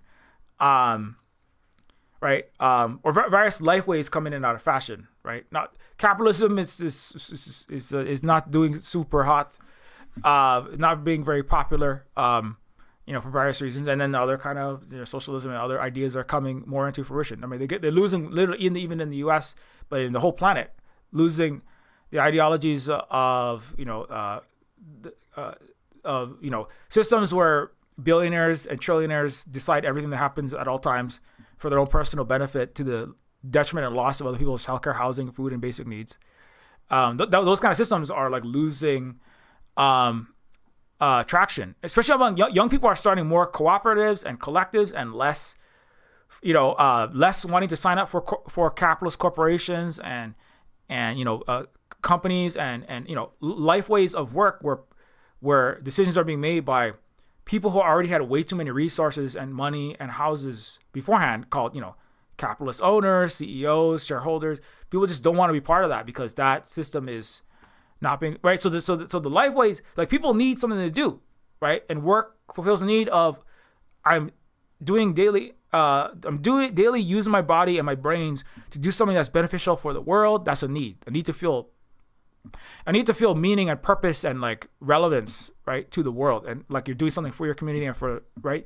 I'm doing something that matters. That's another human need. You don't really get that at church per se, as that much. Right, so those are two different needs, and so but work, when you're doing a job, you can fulfill it that way. But the life way, getting your needs fulfilled to feel like you're doing something for your community, getting your basic needs met as part of that system. Like, here's your food and your housing. That's important. Working in a capitalist system like a war, like a needless war, right, has all these destructive negative aspects. Because when you work for a capitalist corporation, you're giving huge quantities of your revenue to these horrible billionaire and trillionaire and genocidal war criminal class that is going around starting wars, killing people, wasting resources, burning the planet, misusing resources, throwing millions of pounds of food out to just because they want to keep profits up, right? Backing the wars everywhere around the planet. So the capitalist system and capitalist system and warring needlessly are interlocked. Imperial capitalists and patriarch are all linked into that too, and white supremacy as a system to keep certain people being paid less, using less, and being paid less, being extracted more to justify these huge profits that power the war, right? So those systems are all interlinked and lock into each other, and they're self-reinforcing. And so, but like as time moves on, people, various things can cause these recurring rituals, structures, lifeways, whether that's a sports game, a church service, workplaces, like cooperatized workplaces, democratized workplaces, or tyrannical, non-democratized capitalist workplaces. Like one or the other will people will need to get their needs of purpose, meaning, and like I'm doing something useful with my hands and my brain, right? Whether they're working as a capitalist cog or a worker cooperative equal owner, either one will satisfy that need, right? One of them will satisfy it without giving billions and trillions of dollars of labor value taken as profit to this horrible ruling class that's ruining the whole fucking earth, right? So that's why people are, if you understand that, then you go, wow, we got to move in that direction, even if you can't get there now. Anyway, so where was I going with that? So anyway, I'm kind of way off topic. Long story short, like this, those are like the way that like these and so like, well, the interlocking toxic patriarchal structures that go along. I'm not saying this is the point of the show or that this is what the writers mean. I'm reading this in, so just to be fair, I'm going more into Silver Spook commentary and discussing of political and various topics. Silver Spook ad-lib video essaying rather than just reviewing the show itself at this point. But that this like the patriarchal structures, the warring for sure, and then the selfish pursuit of power and profit and more for myself and my family, right? You can kind of see how those are interlinked with the in the way that the show devolves from a time of peace, right? It's a time of peace governed by more egalitarian, more queer, because actually like King Viserys and his daughter and his brother, they all like you can hardly even tell Targaryens apart sometimes, because the men and the women, they dress so androgynously. So even like visually, the gender, visually the Targaryens are less patriarchal and more egalitarian. Like, let me see if I can get a picture of that actually.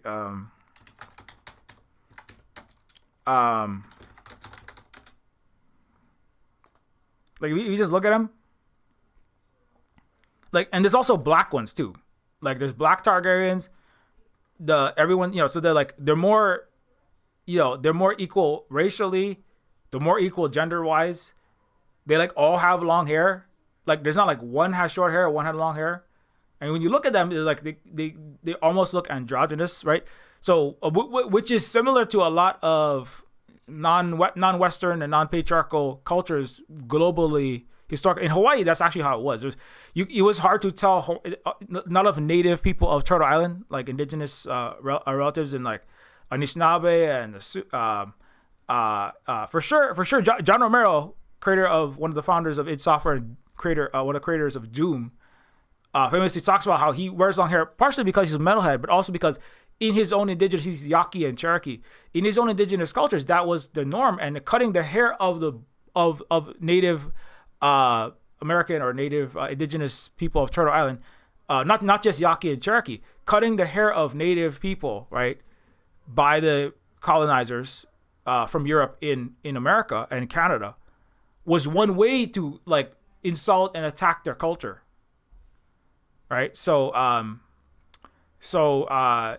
that's kind of like a and so like insisting on. Anyway, so I guess so. Like the way I guess what I'm trying to get at is that the let me see, I cannot find an exact picture. No. There's one picture with like let's see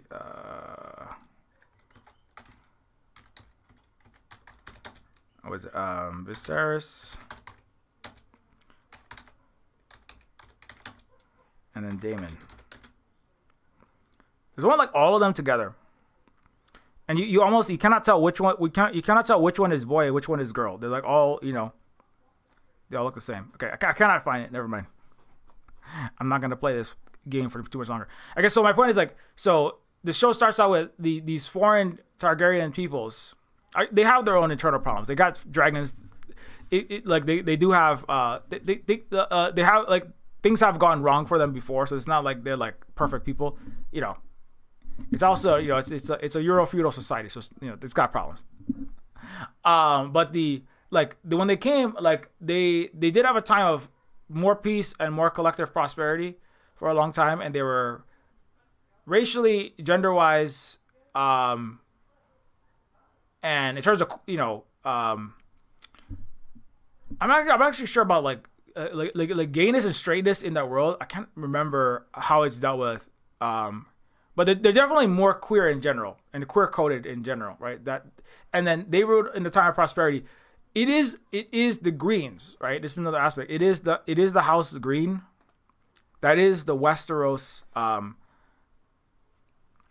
The people of this European place that have the High Towers are the older family, right? They're the ones that conspire. The cis heteronormative, less racially equal, more selfish, wealth and power concerned group is the one that ends up getting the war started. That is like that. I mean, that's just part of what happens. I mean, if you look at it in that sense, um, that's what gets the war started, and their own desire to have more personal power and wealth. Um,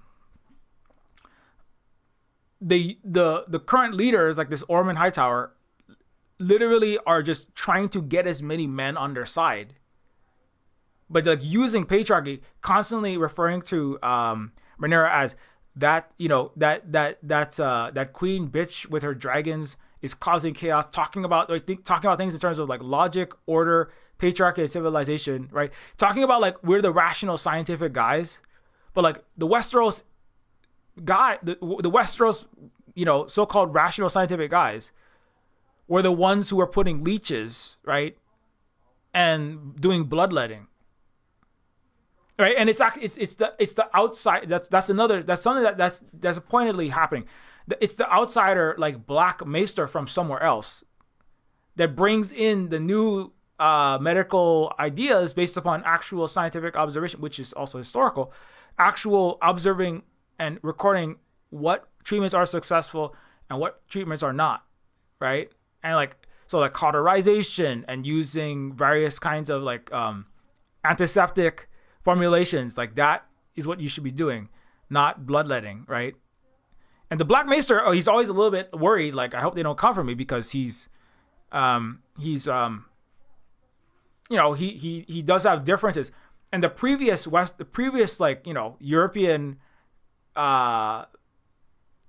based doctor, right, is in the first season, he's constantly disagreeing and saying, no, we don't need to cauterize wounds, we don't need to wash hands, we don't need to sanitize, we just bloodlet, we cut it open, like the bacteria is good for the body, it's not just RFK, like this has been deep part of like a Western patriarchal claiming rationality and scientificness, but not actually practicing it. And like argument from I'm a man with a big forehead and I use words I use words with extreme confidence, right? But that's like, right? I mean, if you know that, like that is part of the Western male gender. That's part of what built and has maintained patriarchy. It's basically professional, grand scale gaslighting, lying, deceiving, and cheating. And like that is a part of the show, which as far as I know, like the writers, it has more like not straight cis old white guy input, like definitely this show. But even George R.R. Martin, the original writer, was asked in the conference in like the early 2010s, why are there gay people in your books? And George R.R. Martin, the Game of Thrones writer, was like, because there are gay people in the world, so there's gay people in the books, like, right? That was controversial for certain. That's probably still controversial, right? Because I think the U.S. is about to ban abortion. I think is that what's happening? They're going to ban abortion. Obviously they're screwing over trans people out of their healthcare and like rolling back all kinds of rights. As part of patriarchy, because what do they call it? The trans women are the devil trans, right? I think they said that on a recent Workers Lit or Half the Sky podcast. I can't remember which one. You should check out both of them. But because queer people, trans people, and women not submitting, all of that jeopardizes patriarchal power. So that is always attacked. So anyway, so long story short, so that's where like I think like and obviously like it's a little bit of I need people to click on my video, so let me put this gay kiss on there. And so like the House of the Dragon, the Black is definitely the queer, more queer, egalitarian, gender wise, and and they have dragons, which dragons, of course they are dangerous. The dragons are kind of like nuclear weapons. I think people describe it they are kind of dangerous. So like that, I guess that's kind of like that's one of the complicating factors is if the Targaryens are in charge, like if the dragons are out of control, it can be very destructive, right? So it is what it is. At the same time, right, the patriarchy and patriarchy and selfish pursuit of your own profits, and feudal privilege. I mean, call it, aristocratic, unjust feudal privilege / capitalism, or you can call it, not necessarily capitalism, but a culture of and individuals pursuing their own personal wealth and their own families' wealth, families' power above the needs of the collective. Toxic male culture that are rallying each other, and systems that are rallying all the men up to war, right? Those are also destructive. And so part of the fight in House of the Dragon, right, is over the perception, right? It's a dialectical transition. It's dialectical sword and fire and throne ism, right? It's like, how will these humans and their non-human relatives that have scales and fire out their throat, how will they move forward in time? And each side is vying to paint the other side as the problem of the world. So the Mr. Green, Mr. Ormond Hightower, who is the current leader, because the Otto Hightower is dead. Mr. Jordan Peterson's side is all of the problems of the world stem from women being in charge. Foreigners are here. They're savage, and they have these dark magics. They have dark ways, like gayness. They have lesbians. They wear their hair long. They look like they play Dungeons and Dragons, and they probably listen to Black Sabbath and something terrible like Iron Maiden. They probably listen to freaking Megadeth. Like it has death in it. Don't you see how evil it is, right? He's like Satanic Panic boy. He's Satanic Panic, patriarch. In the 70s and 80s, there's lots of gender shifts where all the metalheads all had long hair. You couldn't tell the metalhead men from the metalhead men from the metalhead women. That's part of that. I'm playing very fast and loose with human history, but that's he kind of sounds like a pastor from the 1970s. That's like there's this movie called what was it called? Shit. It's a movie where there's during the Satanic Panic, and then there's these killers who are all these girls who get dudes at heavy metal shows, take them back, and then torture and kill them. But they're all working for a Christian pastor who is creating the Satanic Panic itself. And I can't remember what it is. We summon the darkness. That's what it is. We summon the darkness. Yeah. So, anyways, that just flew into my mind. So he's kind of he's Mr. He's used. I guess what I was trying to bring out is he's using this kind of panic of there's this satanic, evil, savage. They have their hair long. The men have long hair. They're worshiping these black. They wear black and red. Look at the house colors. The house colors, the house colors, it looks like a pentagram necklace at a Hot Topic. Look at the house colors. Look, they're all in black and they're all in red. They're some of them are foreigners. There's black people involved in it. The genders are not differentiated. Who can understand these things? If we understand these things, we could lose our, normal, conservative, Western, Christian, pure ways. Like Luxa Kristen Cole. Look, a testimonial from a young man abused by woke DEI dragon culture. Let's hear it, Kristen.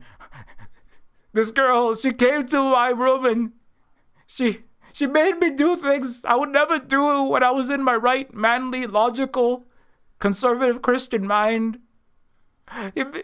She made me violate my oath of abstinence. But it was her witchy ways. I was bewitched. I mean, that's the thing, you still hear that, right? You're the women, you don't bewitch your man and make him do in a conservative circles. I mean, Holly, I'm sure, definitely, right? if a man somehow cheats on his wife, it's because some third woman bewitched him with her dark chaos dragon magic, and it's all her fault. But if a woman cheats, oh my God, how could you ever cheat on your man? You should be burned at the stake like other witches, you know. Right? So like, you know, so it's like, why does people not like the Greens? Even the actors that play the Green team, they don't like their characters that much. I mean, it's kind of like, they're like, I really hope the other team wins, but nobody like it's not really ever, nobody come out and like really says that. And this is all like, it's a fantastical past. It's like set, you know, in a time kind of like many centuries ago in Europe, but it's like you still there's always something, there's this, and I think like the more I think about it, the more it's like, you know, it's kind of clear why they look and they are the way they dress the way they do, why they style themselves the way they do, why they act the way they do, and like what when they as they do those things, like it becomes like clearer and clearer, you know, over time, like where the series is going. I mean, whether all these decisions are conscious or they just, it kind of happens that way just because that's kind of is how human history is. I mean, I'm not exactly sure. I mean, some of this I might be just reading things in that I want to read in sometimes. Other things I'm like, there's definitely like they definitely have a clear kiss there, but that's not read in. That's absolutely clear on the screen for like at least 1.5 minutes of you know. Anyway, so but you know, it's definitely like yeah. So I think that the Patriarch Bros team is yeah, it's you know, I think that's why a lot of people don't like it. And that not don't like the show, but that's why a lot of people like don't like, because I always see people like I don't like something about this character. I don't like something about this guy. I'm not sure. If you ask people like, why do you not like Kristen Cole? Some people like, I don't exactly know. I just like don't like him, right? But it's partially because he gives hard incel. You know, he's like I was trying to be involuntarily. I was trying to be, you know, voluntarily, like he's volcel. I was trying to be voluntarily celibate. And then she cast she was a black magic woman that Carlos Santana warned me about. And then she cast the magic. And then my pee-pee went in the hole. I don't know. You know, it's like, it's her fault. But it's like I think it's said, like, what is it? I was just watching the movie. I was like, the worst part. Oh, it was in the back rooms. It was in the back rooms where like Captain Clark, the in the back rooms. I don't have time. I'm not gonna recap that whole fucking story. I'm gonna be too deep in too many rabbit holes at this point. But like there's a moment where like this therapist for this female therapist for this guy, the main character, and she says, you know what the worst part is? You know what the worst part is? And she's like playing the part of like of his wife and like what actually she would have said. And she's like, you know what? Like the worst part is not that you didn't make a lot of money. The worst part wasn't that you came home drunk. The worst part wasn't even that, you know, you got angry and you said these terrible things to me. The worst part wasn't that, you know, you screwed up in your life this time and this time and this time and this time. The worst part was just all the whining and like just making things that are not my problem out to be things my problem, or like or just like, you know, just like not owning up to the things you have done and just complaining about how it was hard, and that's why I fucked this fuck up. And it's like, I mean, things could just be hard and then you made the fuck up, okay? But it's just like fuck up and then move on, right? And it's kind of like that's basically like that's it's a similar kind of thing with the Cole guy. Like if you screwed up, just screw up, you know, and deal with the consequences and then move forward. Like nobody's gonna be a perfect, you know, chivalrous dude. Nobody's gonna be a perfect white knight. Nobody's gonna be a perfect anything, right? You're gonna screw up. When you screw up, are you gonna like let that become your personality and then make it like warp your entire life? Which that's basically what happened, because he wasn't really the worst guy, and then like this happens and it kind of he goes to the dark side. when the podcast bros show up and say, hey, bro, it's women, though. That's the problem, right? Like, they did this to you, right? That's why you lost your job, right? Right, bro? That's why you're poor. You can't get laid because women's are doing womening wrong, and that's why you're single and alone, you know? And you're in an X space called baiting and getting mad at the women's, you know, or something. Like, I just happened to like take a look. I was like, what the hell is happening in this? Anyway, so, and I think that's what it is. It's like, because it is so patriarchal. It's not even, it's kind of like obsession. It's not like, and the men like stand up over the women and like look down at them, and the women are all like in chains, like in like, you know, some kind of like, like some kind of like, science fictional dystopian world, you know, but, you know, or, it's not like really in your face, but it's like the way that the team green is, right, is very subtle, like in Obsession. It's very subtly, because like if you just looked at him, if you just watched him, the Obsession main guy is he's not the worst guy. He's not like a bad guy, right? The main character in Obsession, he's pretty nice to talk to. He doesn't like say things he doesn't say anything like overtly gross. He doesn't just like call people names. He's not just like saying like slurs or just attacking women directly, right? There's another guy that's more like conservative, patriarchal guy, but the main character, he's more like the liberal, nice, like, you know, on the face of it, nicer guy. But then like when it comes down to it, you look at what he actually does, you look at the way he like frames things, the way that he makes decisions, and it's like something is really wrong with that. You know, something is really wrong. I can't say exactly what it is until you gotta think about it.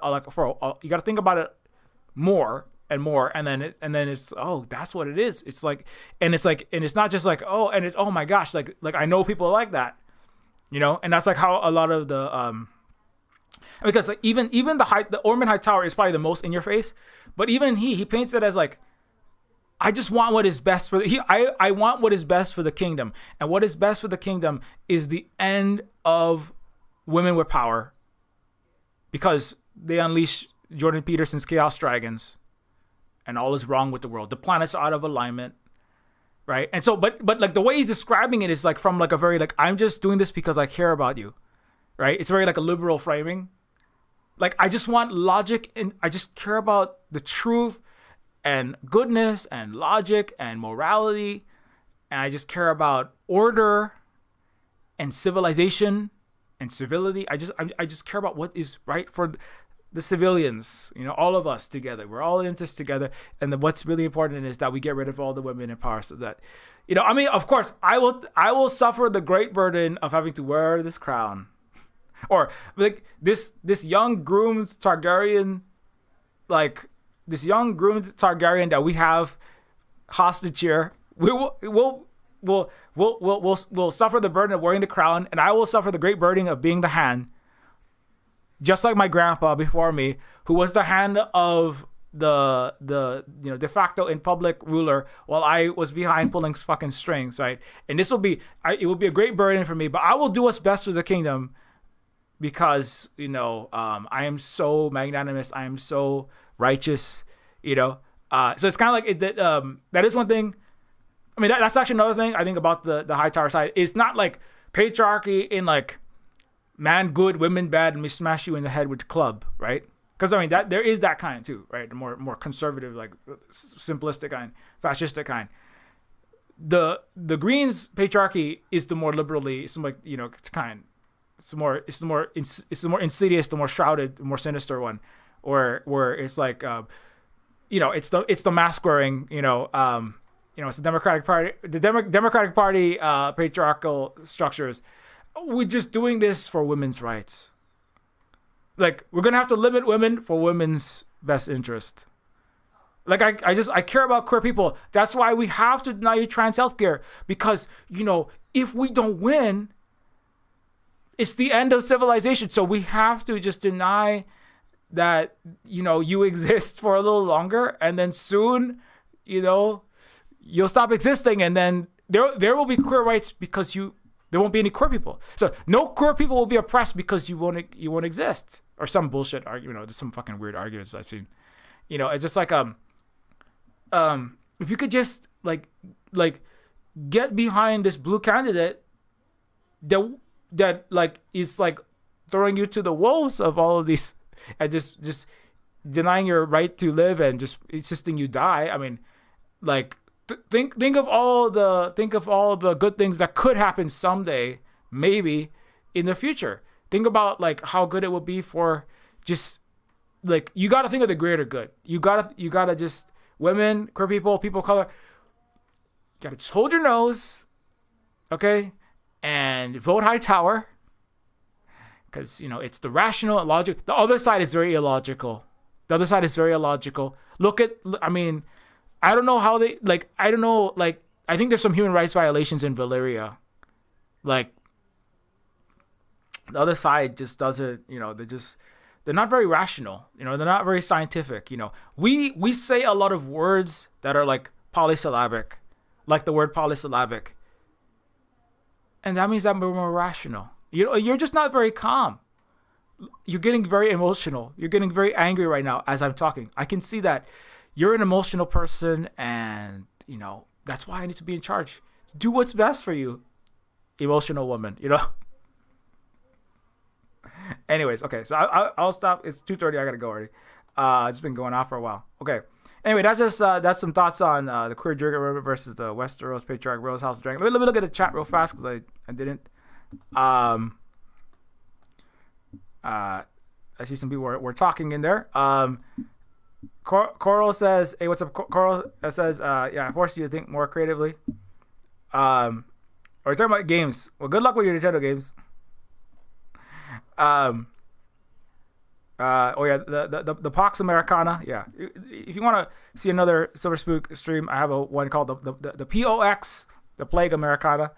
Previously, yeah. Thank Holly for dropping it. Thanks for thanks Comment Internet, Coral. Thanks Holly for moderating. I think Colin stopped by. Sorry, I meant to look at the chat, but I know I kind of missed it, a bunch of it. This has been the Silver Spook. Talks about Queer Dragon versus Westeros Patriarch Bros House of the Dragon review / commentary. Just going off basically. This is called. I need to talk about this House of the Dragon, and I talked to Holly and some of our household members, but I'm like, well, what do y'all think about that too, internets? And then we talk some smack on patriarchy, misogyny, Jordan Peterson, capitalism, and all this nasty crap that we always talk about. I hope that that was of some use to you. I hope I didn't open up too many tabs. I hope that I didn't accidentally. I didn't accidentally say the wrong actor's name for too many of the cast. I know I did for some of them. But if you'd like to help us out, the Silver Spook Cooperative, ko-fi.com/silverspook, where you can give us a one-time donation. Oh, yeah, don't forget Neofeud 2. Neofeud, shoot. I apologize. It just went off of sale. So Neofeud 1 is on sale right now. For the next little bit in the Steam Cyberpunk sale. Sorry, I forgot to change that. And you can also help us out at patreon.com/Neofeud, where you can give us ongoing support at the Silver Spook Cooperative. Get access to Silver Spook Discord VIP areas, Silver Spook University, over 1,000 hours of all the content. We have producer categorized by topic. And Silver Spook help us out to keep doing this work, including making these videos, making future. I'm actually working on a game that's more it's a little bit more dealing with the patriarchal structures more, because Neofeud 2 is like really systemic, real, like deals with the capitalist economic, social, political inequality at like these grand scales a lot. So I wanted to do one that's a little more. This is like a little screenshot from it. That's a little more deals with like gender and queerness and the problems of patriarchal structures, which themselves are not immediately solved just because even if you were to get out of the capitalist system. And so I want to kind of like, and also I wanted something more like sci fantasy and a little more like, a little more fast and loose. Not fast and loose, but just something like more, not quite as deeply, cerebral, maybe. I'm not sure what the right word is, because I can't really not do that, but I just want to do something a little more in a slightly different vein. Also, like a little more like sci-fantasy, and less hard sci-fi cyberpunk, like that kind of world. So yeah, if you want to help us out, this is a screenshot I was just working on.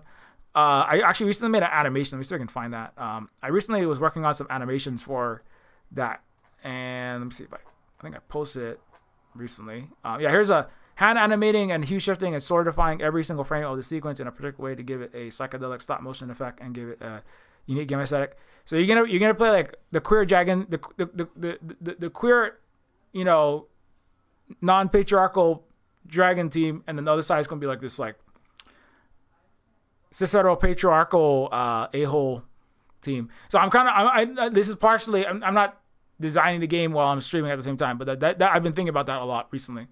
Anyways, if you'd like to support us, Silver Spook, and you can also help us out to keep on doing other games. Like the various other members of Silver Spook Cooperate are also working on games. We're also doing school. We're doing ecological restoration and decolonization and decapitalismization and restoring of Ahupua'a collective egalitarian economic, social, and political structures of our Native Hawaiian of this Native Hawaiian place that we live in, that is Hawaii. And so help us to keep doing that as a Patreon. You can also grab, obviously, Neofeud on Steam or Neofeud 2 as well. Neofeud 1 is on sale for the next the next 2 days. So you only got 2 more days in the Cyberpunk Fest on Steam to get Neofeud 1. And you can get Neofeud 2 as well, which is, and they're both well, what is Neofeud 2? I have this nice description that I put. Neofeud 1 actually has Game of Thrones reference right in its bio, right in its description. So, when Neofeud 2 is a cyberpunk adventure of epic scope where a galactic empire enriches CEO kings and leaves Les Miserables hungry, and an ex-rebel marine turned dancer, goth alien hacktivist, and a billion-year-old mentor struggle to free E-Minds, organize resistance, and overturn the cosmic neo-feudal chessboard for good. So yeah, check that out. You can also get games on itch.io like the Neofeud games. Decolonators is about kicking capitalist colonizer butt out of your country. Speaking of like women with power, this is a game where you're a female Vietnamese anti-capitalist fighter kicking out the U.S. So you know this has historical precedent. You know, and I actually have more than one game. I have a game where you also that has Tank Girl literally in it, which is, she doesn't have a dragon, but she does have a tank, and it does a lot of damage. So you know that's another similarity. Anyways, so there's the Indigenous Star, Pigeon with Gun, and of course there's also the short story collections of Neofeud and Terminus Machina. And Woman is a book by Holly that critiques right-wing Christian culture. And you can also follow all over the place Silver Spook. I haven't done like fantasy like and sword and sorcery stuff. So I'm like trying to figure out how to do swords. Like I'm just trying to figure out how to do that. So that's another thing. I want to do something a little bit new because I've done a lot of sci-fi cyberpunk. Like I've done a lot of it, so I'm gonna do something a little different. So, but anyway, you can follow at Silver Spook all over the place, including on Instagram and on Facebook and on Blue Sky, Mastodon, Twitter, Twitch. You can also follow Allergic to Blue. That's Holly's account. Holly is, of course, our great moderator here, sharing all this important information and doing managerial, educational, and various organization work. Make sure we have the groceries around here, keeping all the clothes clean. We just went to the beach yesterday, so it's probably like extra clothes. So Holly does a lot of that work, and yeah, Holly, of course, can be followed there, and yeah. You can also help us out at Patreon. Oh, thanks to all the Patreon patrons for your support. Without your support, it's hard to keep doing this work. So thanks to all of our Patreon patrons for your ongoing support. Massively appreciated. And yeah. Until next time, keep your mirror shades polished, be excellent to each other. Keep your dragons. Let the don't let the patriarchy take your dragons. You know, they're only gonna use the dragons to. They're gonna use the dragons for their own personal selfish benefit. They're gonna probably cause more damage anyway.